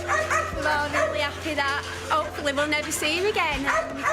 He has an amazing life. Expat couple David and Dee have arrived and can't wait to get their puppy, who they first saw a week ago. Came up here and... We just saw him and that was it. As soon as we saw him... He'd got to come home with us. There's a place for him where we are now, and he'll make our house a home, won't he? Yeah. They'll get us out of the house and keep us fit. David and Dee are shocked by the number of stray dogs in Benidorm. Over 100 dogs in this place. Oh, I just couldn't believe it. It's heartbreaking. Left everywhere. Canals, fields, in bins. Oh, yeah. Bins is the worst thing, isn't it? That, you know, you take your rubbish and people have dumped them in bins. At least we'll make one little fella happy today. Yeah. It's so nice to know that he's getting it. It's lovely when a dog goes. It's like... I have practised on him with the lead, Oh, so it does work. yeah, perfect. Cheeky. No, that's Star. You can not want Star as well. Yeah, I know her. Nice try, Donna. You're next. Yeah. You're next.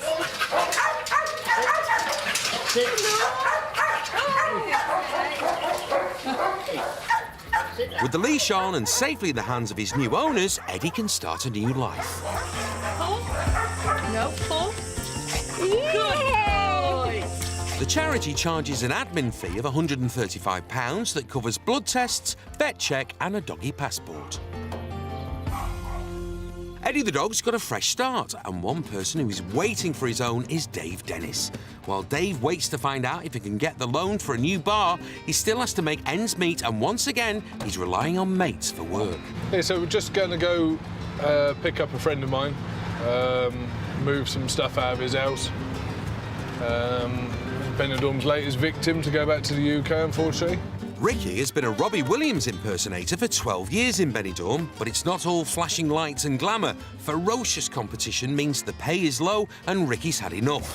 His showbiz dream is over. He's leaving everything behind except his dog, Missy. Donna would approve. Have you remembered all her passport and that? Yes, I've got it in all the bags and everything. I didn't really sleep last night, so I pretty much did all the packing last night. So it's just a case of just whacking it in the van, thank God. It's been a bit stressful for you, isn't it? Really stressful, really hard this winter, yeah. I suffer with depression and work's been really quiet and drying up and splitting up with girlfriends and yeah, it's been a really tough year. So there's no work in the winter anymore. It's just changed so much, it really has. Like for the worst as well, I think. So you just get, like I said, in a rut. You go to work, you get drunk and then you sleep all day, you know. You get yourself in a bit of a vicious cycle. Oh, totally. Ricky's breaking his journey home by staying with a member of the Take That Tribute Act. Guess which one? No, it's Gary Barlow. I don't know what's staying here. My suitcases I need to take in because I've got to sort clothes and stuff out. Not a lot, really, is it, when you pack up your life and, you know, you could fit it in the back of a small car? Leave it out, Dave. In a few weeks' time, he will drive Ricky and several other Benidorm victims' belongings back to the UK, including Missy. It'll net him a few £100s. It's not something we'd normally do, sort of foster someone's dog, but we're getting paid to do it, and he's a friend as well, so... yeah, it's business, isn't it? And she's quite cute at the end of the day, so we don't mind too much. These little jobs aren't enough to secure his young family's future. For that, he needs potential barbacker Brian to make a decision soon. He's a good lad. He's bought a couple of bars before and had bad staff, and it's sort of gone a bit wrong for him, so he's wary now. But it's frustrating when you get the opportunities and you just haven't got any money to buy them with, you know what I mean? If it doesn't go to plan for Dave, he could take a leaf out of retired super savers Mo and Peggy's book to make his money go further. They never use taxis when walking's free. We're just going down to this place next to the Red Apple to find out what the exchange rate is and change some money if it's good enough. If not, we'll go down to the indoor market. Mo thinks he's spotted a good deal. Extra rate for the loyalty card. We haven't got a loyalty card for here. That might be a problem then. So it's back to pounding the pavements. Getting the right exchange rate is crucial for the Brits who live here, especially if it involves a large amount. We change a lot the first month, don't we? Yeah. For the rent. Today is just 1,000 because the rate's not brilliant. The rate 135.50. I get 136.50 because I come here all the time and I special rate. They're a couple of euros up, but walked a mile and a half to get it. Oh, look, they got a chair now. They never used to have a chair here. Put your feet up, Peggy, while you can. You've got a long walk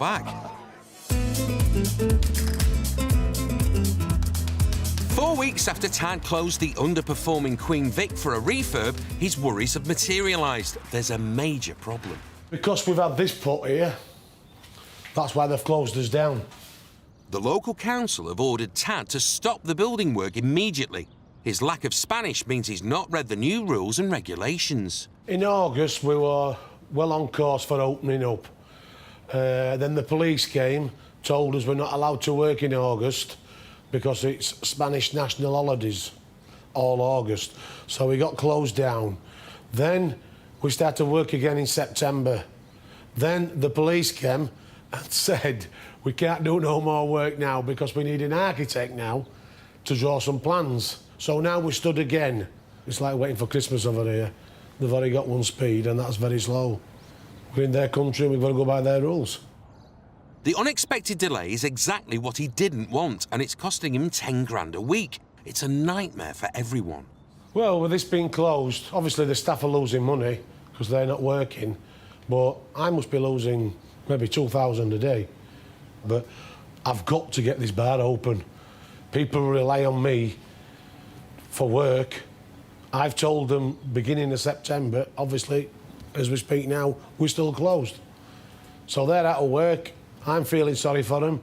And it's all down to government, but once we get the go-ahead, we'll be working in here 14, 18 hours a day till we get it open. But until then, the Queen Vic is closed. It needs to open in 2 weeks to make money in high season, but that's looking unlikely. Despite the pitfalls, Dave Dennis still wants to get into the bar game, and he's finally heard from potential backer Brian. I was originally looking, a friend of mine was going to help me financially, but he won't have the money available for quite a few months. It could mean the end of the dream, but I've been talking with the owner of the bar and telling my plans for it, and he's basically done me a massive, massive favour in letting me have the bar for sort of like very, very small initial outlay, and then letting me pay for it monthly. Dave signed for the bar on the spot without telling other half Claire. He now has to convince her it could be the key to their future. That's where we've got to figure out 200 keys, isn't it? Ta-da! Ta-da! So you're not too mad with me? No. No? You sure? Yeah. No, I actually quite like it. Yeah? Yeah. Woohoo! This is the most excited I've seen Dave about something in a long time. Lost my mojo a bit for a while, didn't I? Yeah. It's definitely last chance saloon for us, anyway, isn't it? So it's got to work. But it always helps if you know what I mean? If you've got your missus behind you for a start, that's a big help. But it's nice, it's a project. It's doing very, very bad at the moment, so I'll either bankrupt it or make it do good. Bankrupt us in the process. Yeah, bankrupt us in the process. To make this work, you're going to have to get a real job. Doesn't sound convinced to me. The pressure is on for opening night. In Benidorm town centre, Dave Dennis has arrived to prepare for the official opening of his new bar tonight. There's so much that goes into a bar that you don't even sort of realise. Behind the bar, just like I say, everything was just minging, absolutely minging. So a lot of the time has been spent cleaning, had the aircon units refurbished, all the fridges have been cleaned. It's amazing how far the money doesn't go. I probably put 8 grand in this place in 6 weeks, and if you look around, you'll go, where? You know what I mean? Because you really can't see it. But for Dave, it's worth every penny if it means being a good dad, providing for his partner Claire and son James. Not having a father figure as such growing up, I want my son to have a dad, you know what I mean? It's tough, but every bit of time I get is generally spent with him. I want my boy to have what I didn't have. What Dave's always had is his mum Marita, who also lives and works in Benidorm. Well, I think tonight should go OK, don't you? Have you got anything you're particularly worried about? There's loads of people said they're coming, haven't there? Well, yeah, if everyone turns up as soon as they're going to turn up, it'll be absolutely phenomenal. Dave will have to make this work, because if he doesn't, then he's a fool, because all it needs is hard work. And I think he knows that, and I think he's prepared to work at it. And yes, I do nag him from time to time, but then that's what mothers are for. Who knows, Mum? This time next year I might be a millionaire. Yeah. It's the big night, and Dave's mum's words seem to have the desired effect. It is pressure because you've got a lot of people depending on you to make the bar successful, to pay their wages at the end of the day. From the bottom of my heart, thank you for tonight. I'm sure it's going to be fantastic. I've got a great team around me and I'm really looking forward to tonight. So cheers, everyone. Cheers. The bar is empty, so Dave gets to work dragging the punters in. Everything is riding on the party being a success. Opening nights and all the rest of it, hit or miss. They can go really well, they can go really bad. So it's going to be all right in the end, but it's always just that little bit where it gets started, you know what I mean? You have that butterflies in your stomach.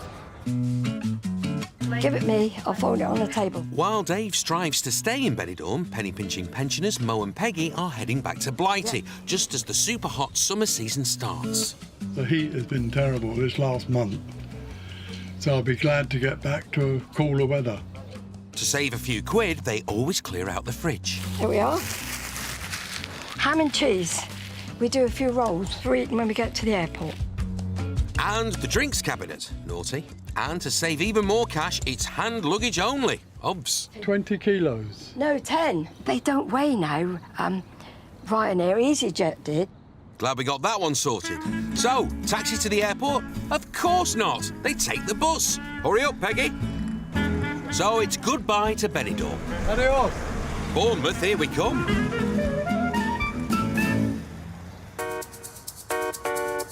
Back in the centre of town, and Dave's worries were for nothing. The official opening party is packed. I am actually an international sex symbol,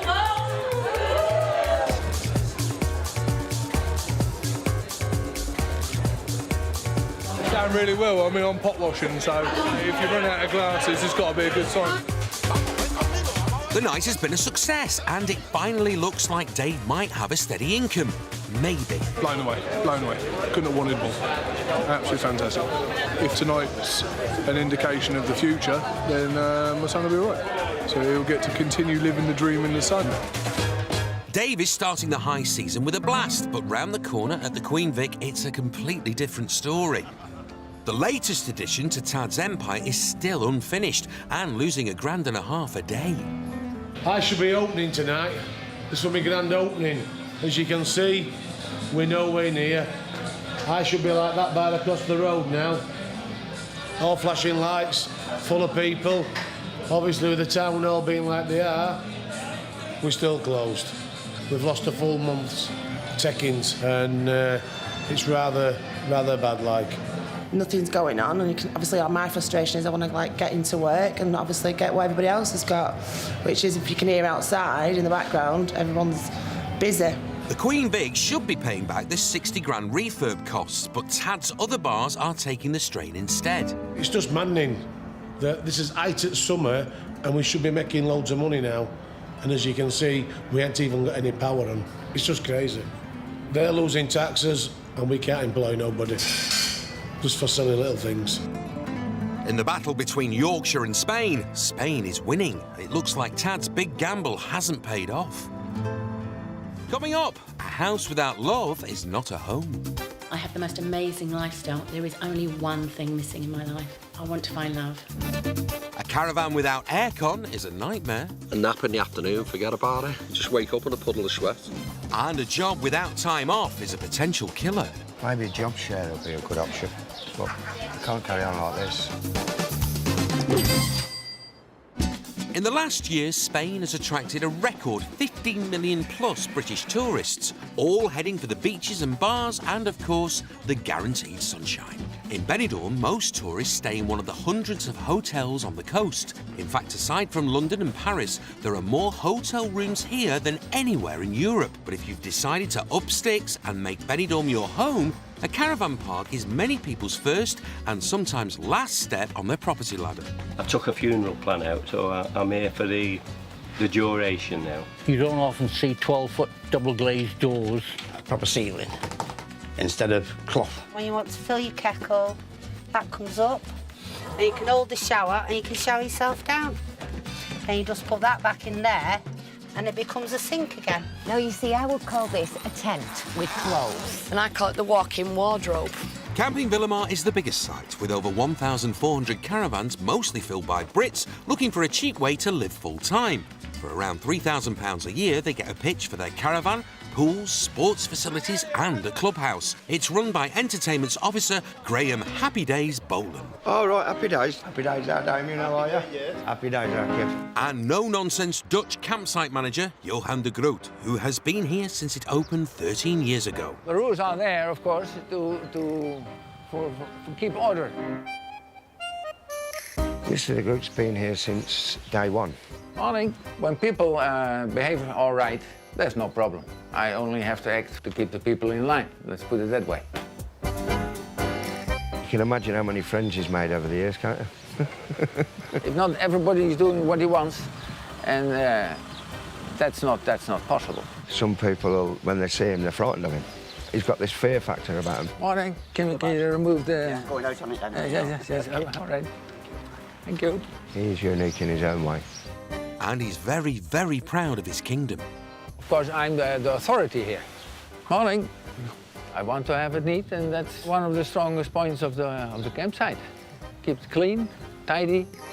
As long as everyone does exactly as they are told, they are free to enjoy all the facilities. This is the swimming pool. This is where the entertainment is. Capacity of 300 persons. Chemical disposal. These are the showers. But he will go the extra mile if he likes you. This chair is from a particular client who wanted it. While Mr. de Groot keeps the place shipshape, Graeme keeps it all... Happy days, our kid. Happy days. Divorced father of 3, Graeme left the Black Country 25 years ago after being made redundant.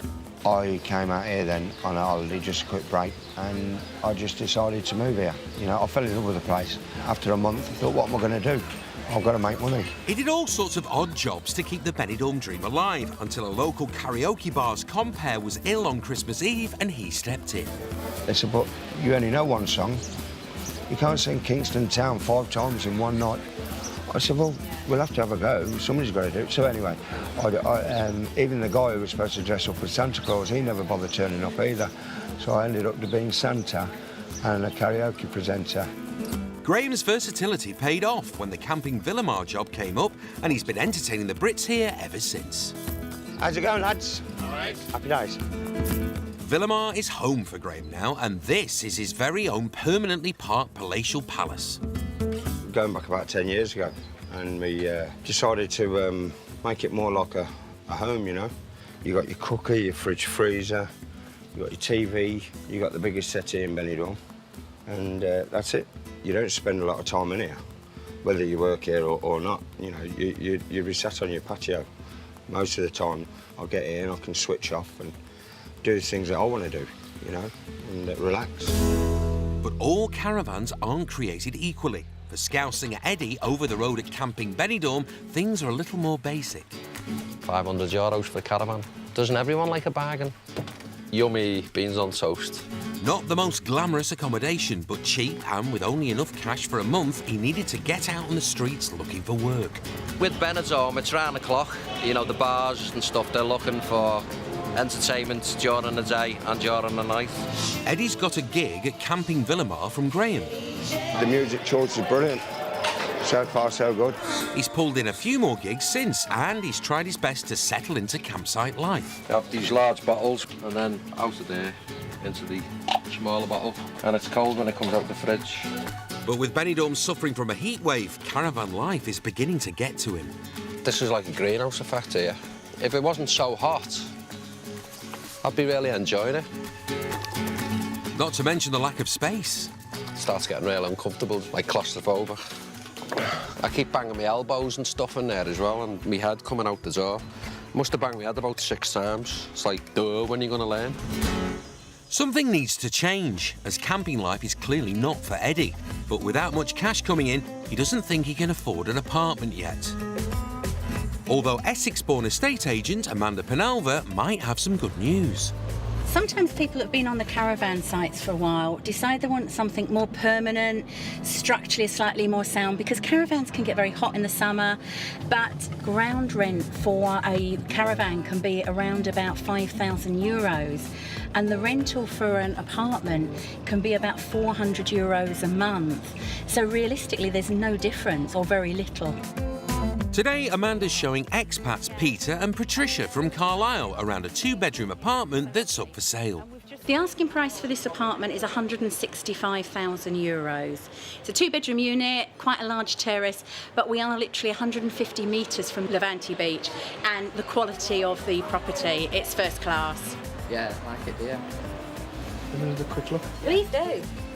We're looking at another unit in the block that needed doing up, and they've walked in here and it's taken their breath away. So I'm thinking we could have a sale here. Amanda can expect a commission of around £1,000 on this flat, but with an average of about 20 properties sold a year, she can't afford to lose a sale. Better get it on the website just in case, eh? At Camping Villamar, expats and holidaymakers alike are making the most of the sun and entertainment organised by Graeme Happy Days Bowland. His job is basically to be on holiday with them 365 days a year. You've got the aqua aerobics, pool competitions, table tennis, and the walking football for the over 50s. This has only just started, which is brilliant. Happy days, our kids. But recently, the dream life is beginning to turn into a nightmare. It's a youngster's job, really. They look at me as though I'm still a youngster, and I'm not. I'm 51. I had an heart attack 2 years ago, and I think that worried me. I get tired now. I get tired early, especially with the heat and everything. A decade of working 14 hours a day, 6 days a week, plenty of boozing and 20 fags a day isn't helping either. Since my heart attack, I'd say I've smoking a little bit more than what I should. That's down to a lot of different things, stress, work, everything. And it's hard out here to give up smoking. It's hard, because it's so cheap. But I want to try and nail it and get it and give up. But he doesn't help himself. I've made a rod for my own back, really. If anybody wants anything doing, go and see Happy Days. That's what they say. Have you come for a boarding pass, Ori? Boarding pass, go and see Happy Days. What about, you know, if they're not feeling very well, what's the best hospital to go to? Go and see Happy Days. To add to his workload, recently the campsite is attracting more Spanish visitors. We've got to try and entertain the Spanish and the British as well, which is an hard thing to do. Especially if you don't know the lingo. I've got a new book, Spanish activity book, and it's 8 to 11-year-olds. So I can get by, but I forget things very quick. Have you got any brothers and sisters? Here we go. Loli. ¿Tienes hermanos? ¿Tienes? Hermanos. Tres. Tres?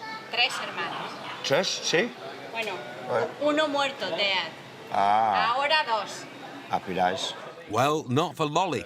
Right, time to give it a go.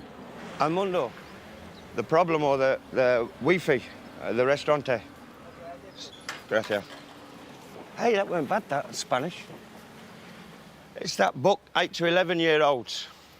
In his limited time off, he does have a partner for support and a good whinge. But unfortunately, Jackie is 2,000 miles away in Northern Ireland. Hi, darling. You're up, babe. This long-distance thing, it's hard. I see people here that they're always with their families, and they're always, you know, they're all having a good time. And I'm here by myself. I wish you was here as well. Happy Days, our kid. You get your phone calls and your messages from your friends and your family. You just think to yourself, I'd do anything to get on a plane and go and see him. But it's not to be. We've got to carry on with it. I was getting a bit emotional there. Speak to you later. Love you loads. Bye-bye, darling. Love you. Bye-bye, babe. Bye-bye. Last time she was here for 16 days, and we added it up at the end. And I'd spent, if you'd have put the hours together, it was like a day and a half. Do you know what I mean? And out of 16 days, you can't have a relationship like that. It's not fair. You can't carry on like this. At least Graeme has someone. Estate agent Amanda Penalva came out to Benidorm as a couple, but since making it her home, that's all changed. I was married to my ex-husband for about 19 years. We came to Spain Unfortunately, things didn't go to plan. We went in very different ways. My ex-husband kind of joined the party set a little bit. We very much grew apart, and one day I just woke up very lonely. And unfortunately, that was the demise of our marriage. As the saying goes, a house without love is not a home, no matter how nice it is. I've got a good career, I've got a lovely home, I have the most amazing lifestyle. There is only one thing missing in my life. I want to find love. But finding serious love in Benidorm is easier said than done. It's definitely a challenge because most people come over for a short holiday. They might want to have a nice fling while they're there, but most people don't come to Benidorm to find love. If you were looking for a serious relationship, you wouldn't get on the coach and go to Scarborough. People are here for a good time. There is the odd person that wouldn't mind finding love, but it's like finding a thimble in a haystack. For the last 5 years, she's tried to find love online, with varying results. I've had an interesting time on online dating. I've had some, basically some complete wazzocks that I've come across, as you do in all forms of life. I've had guys that have been sending me their nether regions while I'm doing the ironing, which maybe isn't the most attractive thing in the world. But saying that, I've made some good friends from internet dating. But back at work, she's just been asked on a date by a man she definitely does not want to delete. I've met a gentleman who sent me a lovely, charming message, and he's a tour guide, travels all around Europe, so I haven't had the chance to meet him as yet. But I'm very excited, looking forward to the first date. A little touch of the richer gears there. Yeah. Thinking, yeah. Got a date. Her boss, Jose, seems to like him. His name's Luis, slightly younger than me. Looks very attractive in the photos. Hopefully he's going to feel exactly the same. And I'm really excited, but a little bit fluttery for that first meet. But not everyone who has made Benidorm their home necessarily wants to share it. Meet Trevor from Sheffield, a retired decorator turned artist who is defiantly single. Don't get any ideas, ladies. Well, you know, when I was younger, I was quite a handsome bloke. I didn't realise how good at looking I were. And I got into a lot of problems with women. Very expensive. If you get to an age, you say, Trev, you've got one priority and it's painting. I always loved painting. And I always had going back since I was 10. And the campsite is the ideal place for him to paint. It's nice here, yeah. And this is a pretty perfect spot, you know. It's a nosy corner. I can tell you what's happening from here to reception. I like to people watch. I like to see how they walk, and, you know, if you think people walk upright, they don't. They walk like that way, and this is Stanley Lowry stuff, isn't it? You know? Yeah. Matchstick men and whatever, yeah. But it's not just people he paints. Trevor can do anything you want. I don't think I have any restrictions whatsoever on what I paint. If it's there, I'll paint it. It's like, if it moves, paint it, you know? He'll even do you a Van Gogh if you want.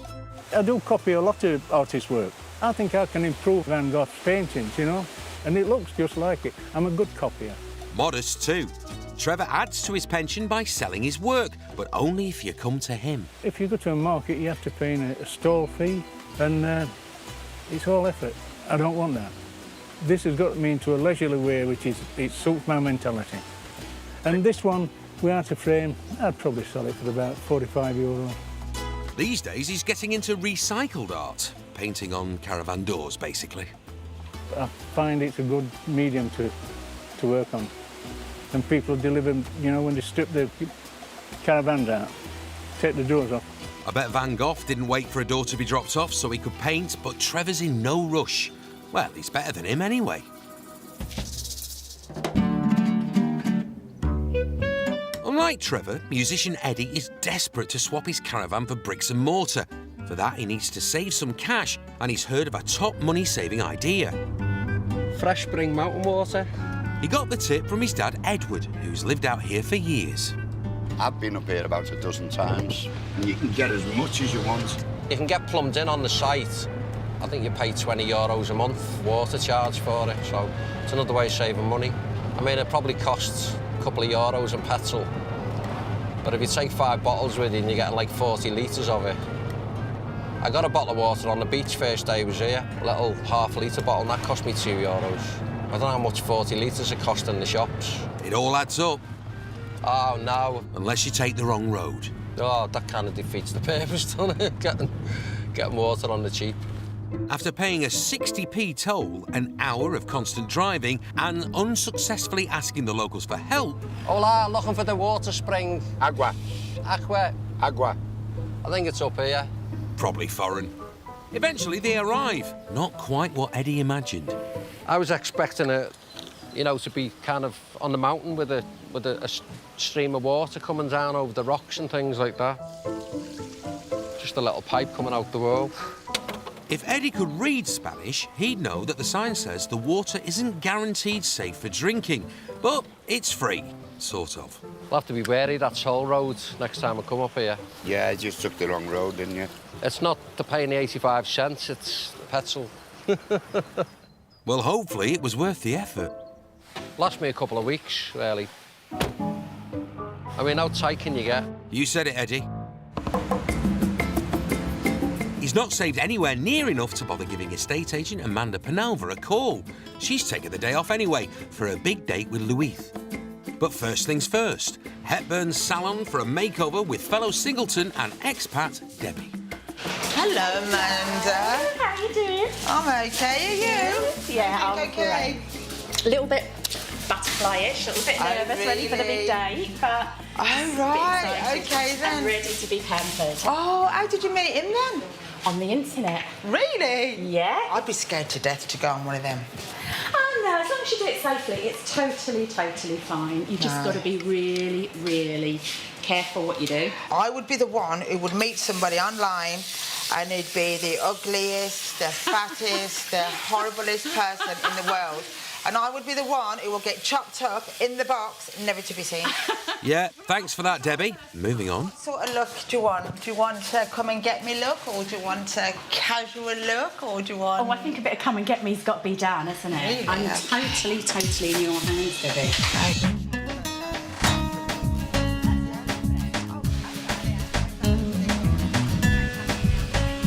Excited, nervous, everything, isn't it? Totally. And just want it to be special. I want to enjoy every second. I don't want to let a second slip past that I'm not thinking about. Have you got a photograph then? Can I have a look? I have. Let's I've have got a one on look. my telephone. Oh, it seems really nice. I know, a little bit Richard Gere sort of that. Yeah. Oh, I really hope everything goes all right. You'll have a fantastic day. I'm going to ask the girls if I can use the room next door. Yeah. The And beauty put room's some fine. makeup You can on just and pop go in and there. find my man. Well, good luck to you, girlfriend.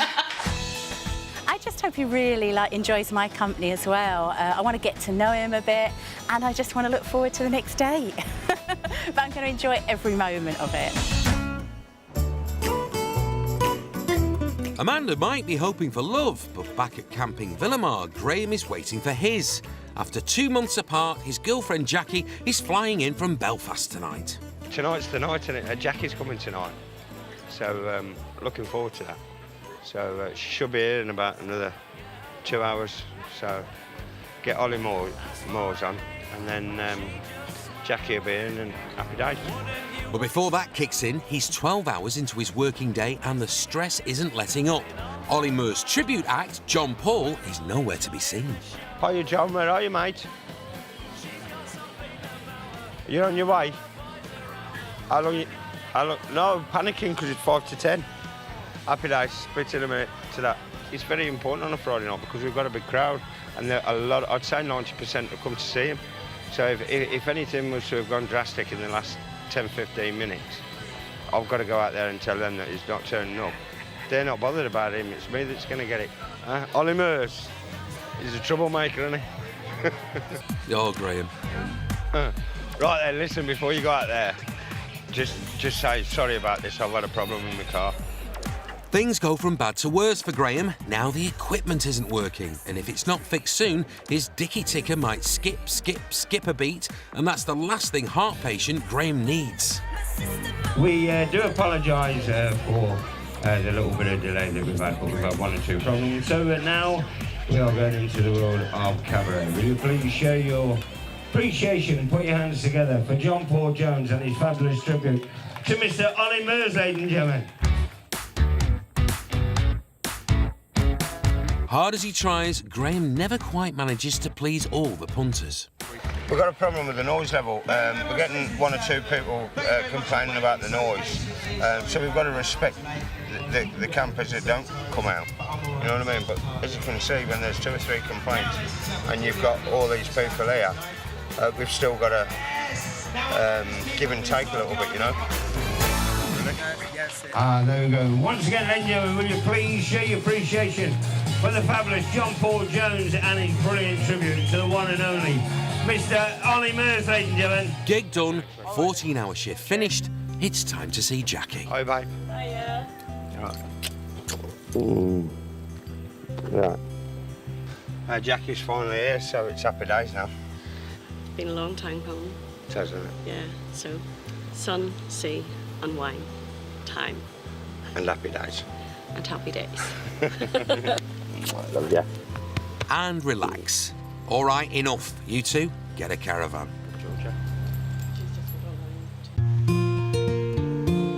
At Camping Villamar in Benidorm, hundreds of couples live, work and play. And one couple who have reunited for the summer are Camp Entertainments Officer Graeme and his girlfriend Jackie, who arrived last night. Unlike Graeme, she doesn't live full-time on site, but has holidayed here for over 10 years, until 2 years ago, tragedy struck. I lost my husband nearly 2.5 years ago now from pancreatic cancer. We were together 26 years, so I was on my own for a couple of years and really didn't have any notion of being in a relationship because I was just devastated. And I used to see Graeme in the mornings. He would have waved across from his caravan over to mine, but I'd never spoke to him one-to-one.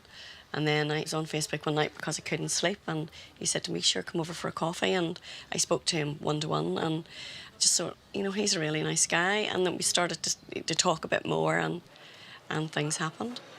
He is a bit of a workaholic. He's a bit of a character as well.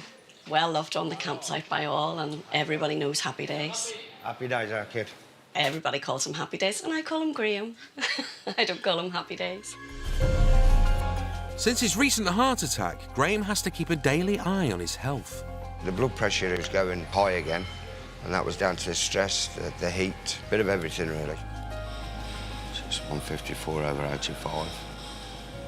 So that's high, and that's a little bit high as well. After finding love again, Jackie's terrified it could be easily taken away once more. He has had a heart attack a few years back there, and his blood pressure has been up. I would sort of be on his case a bit about that, you know, about the smoking and watching his blood pressure, and, you know, because it's dangerous. I mean, it really is dangerous. He said he was going to try to stop, but I think he needs a bit of help. Cheers, darling. Smoking again, Graeme? Yeah. I have actually said that to him. You know, I've already lost someone, and I don't want it to happen again. Are you going to try and give up the cigarettes, Graeme? Yeah. You've said that before. I know. I'm going to try this hypnotherapy. So how many cigarettes do you think you smoke in a week? 20, 40, 60, 80, 100. I bet about 110. Really? That sounds mad, doesn't it? That's bad. 420 a month. You think you smoke more because they're cheaper in Spain? It'd be like £70 a week, that would be. You couldn't spend £70 a week on that. How much would you be saving a year then if you give up cigarettes? 40. About 2,000 a year. Oh, that would be a nice wee cruise. Well, when he hypnotises me on Thursday off, I'll come out and I'll go. Are you going to have it done? Yeah. Yeah? Mm-hmm. Definitely. Right, well, let's hope it works. We'll give it a go. We've got to give it a go. If it works, I'll be very happy. With his health and their relationship at stake, it needs to work.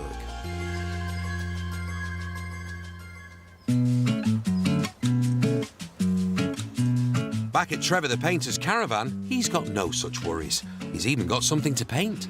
Hi, Trevor. Hello, Ed. Do you need any more doors? Oh, perfect. He's taking them out, so... Saved me money, that does. Don't know whether you do them. I use canvases, but I don't use the wood in the doors. Don't you? Oh, it's receptive for paint, it's good. Mona Lisa was painted on wood, of course. Yeah. And it's very... I find it's a good medium to work on. These frames cost probably €40 for the frame itself, you know what I mean? Least I've ever sold for maybe €30. Most I've ever got probably about €100. But That's a lot for a painting out here, you know. And in return, Eddie gets his very own hand-painted pebble. Turns out they're quite collectible on the site. Present for you, Mrs. Betty Boop. People have said, yeah, we can always tell Trevor's friends, have a look, see if you've got any pebbles painted on plots. Like, they haven't got one, they've got a friend. But if you haven't got a door to exchange for a painted pebble, Trevor will take cash. I do paint a lot of pebbles. I'll have a lot. There's only a South Yorkshireman could paint a pebble and get money for a pebble. You know? Maybe one that size, maybe €12. In a good week, Trevor can make over £80. In a bad one, nothing. But with a pension to cover his costs, sometimes he just sits back and enjoys his own company.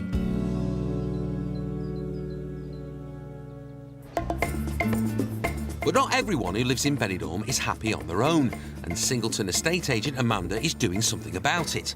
She's off on a date with a Spanish bloke she met through a dating site. The moment's here, so I'm feeling really good right now. I'm hoping for a first kiss today, maybe two. Luis is Spanish and he's travelled from Alicante.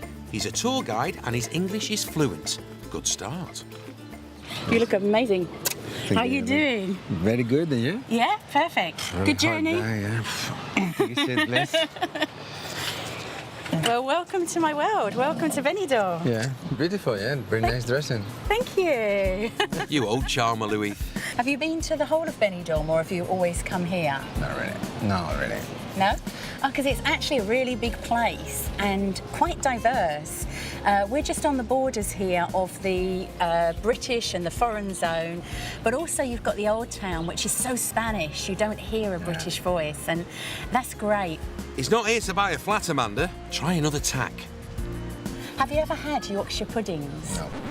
No. Not what I would have gone for. But minutes later, Luis is at the carvery. It's a bold move for a first date. Traditionally on a Sunday, every Sunday, a British person will have this for their lunch. What do you call it? ¿Cómo se llama? Peas. Peas. What's that? And this is the Yorkshire pudding. You've got to try one. Okay. And that's traditionally, you eat it with beef. Do you eat it like that? Normally with your knife and fork, but you can try it like that. Some more, Yeah? Some people eat it with jam on. Yes? Yeah. The date hangs in the balance. It's all down to the Yorkshire pudding. Very fantastic, you know. It's just, I discovered the English kitchen. I tell you the truth, I have my prejudice, but it's really, really good. I'm really so I would recommend it, you know. Relief. Time for a celebration. From carvery to carver. Pink champagne, hey? To Cheers. us. Cheers. Nice to meet you. And to you. So far, so good. But will she get her kiss? Or two? It's been lovely. I've really enjoyed it. Thank you so much. It's been really, really lovely. So I will have to see you Monday. Oh, that would be just wonderful. Listen, thank you so much. Really enjoyed it. Take care. See you soon. Give Bye. you a call, okay? Okay. Bye. Take care. Bye. There's an offer in place, but will both of them want to exchange contracts in the coming weeks? Hi, baby. It's Mum. I'm just back from the day. I have had the most wonderful day. I got pampered and felt really, really good. After dinner, we were leaving and he gave me a lovely kiss. It was really lovely. And he's going to call me. We're going to see each other again. So I'm really excited. It was a fabulous day, darling. The moment has arrived for 20 fags a day Graeme to try hypnotherapy to quit smoking, as his partner Jackie wants the time they have together to be happy, healthy and smoke-free. I'm a little bit nervous, but more relaxed than anything. Graeme, how are you? Hi there, how are you doing? Good. Graeme is seeing hypnotherapist Graeme Milton-Jones. He'll put him in a trance to help him stop smoking. So all I'd like you to do is send your body to sleep for a while. But I want you to keep your mind awake. Now I'd like to ask the unconscious mind if you feel calm enough and relaxed enough for us to do some work today about this smoking business. If you feel ready, I'd like you to take control of just the index finger of your right hand. Allow that finger to lift up now. That's good. Allow the finger to drop back now. Thank you. That's what most relaxed I've been for months. Chilled out. Happy days. Your heart will become so much more healthy. Your blood circulation so much better. Is he snoring? He is. You've become a non-smoker, and people don't know yet. And I'll count to 3 now, and you'll be back here with me. 1, start Commander Graeme. 2, move your fingers and toes a little. And 3, fully awake now. Fully awake. That's good. It's difficult to know what will happen from here. He's taken a bold step, and I must congratulate him for that. He's done something really good. It's important now that he follows through to make sure it's done to completion. Back at camping Benidorm, the heat, the cramped conditions and no running water have finally got to Scouse singer Eddie. It is hard living in a caravan in this heat. It's like a pressure cooker. A nap in the afternoon, forget it. Forget about it. You just wake up in a puddle of sweat. He's got lucky. There's going to be no more sweaty bed for Eddie. One of the bar owners he works for has a room going in a shared house. Big massive house, big rooms, big bathroom, big kitchen, big lounge with flat screen TV, car park and swimming pool, terrace for having coffee on.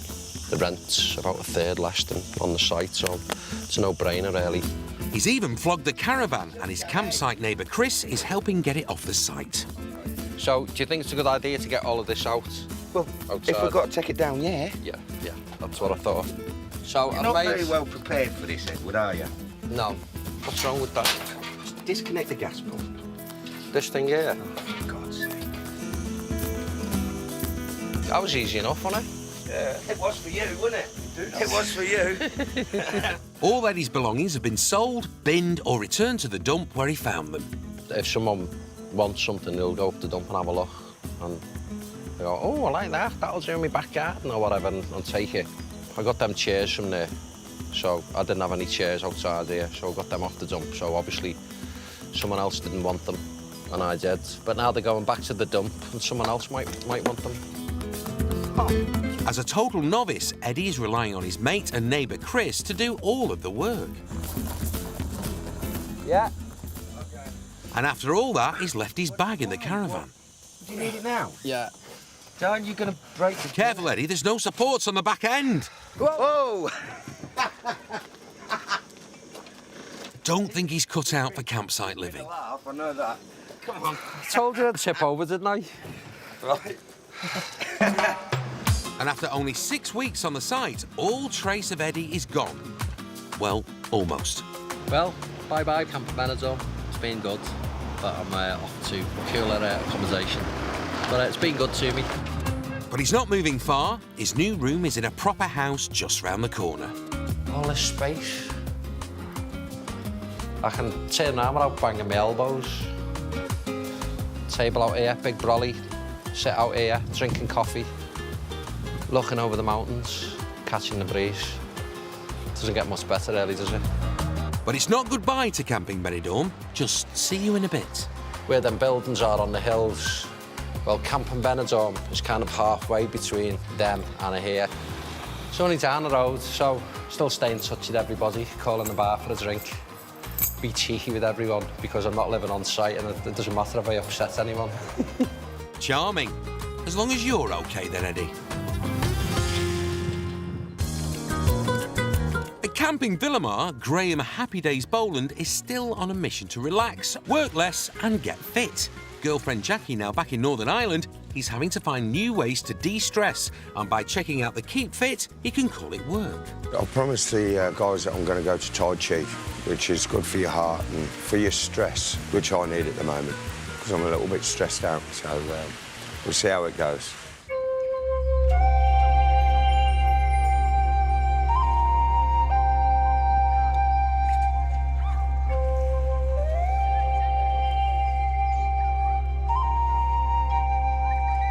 Centre your chakra, Graeme.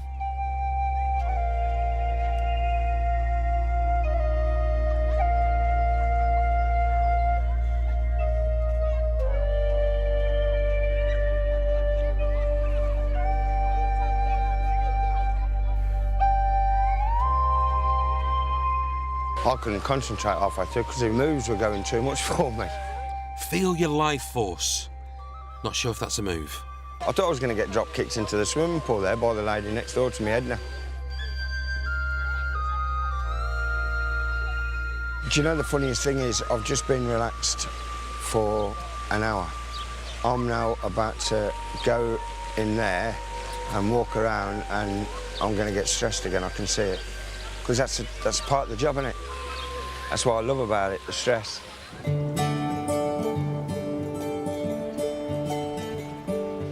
Just before sundown, the prom in Benidorm is a throng of hand-holding couples taking a romantic stroll. It's something lonely heart Amanda Penalva yearns for. And because of her blossoming relationship with Spanish tour guide Luis, it might not be too far away. We've been out 4 or 5 times, locally, just for dinner and good times, fun times. And we've actually been on a weekend away, which was fabulous. We went to Valencia and Barcelona. I think he's a great guy. I'm really enjoying every moment. He's interesting, he's gorgeous. And yeah, I really hope we crack it. I think I'm one of these people that's a half of an orange, and I want to have my other half next to me.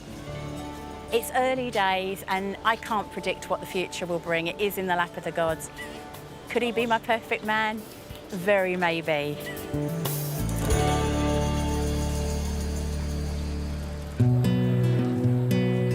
One man who has predicted the future is entertainment manager Graeme.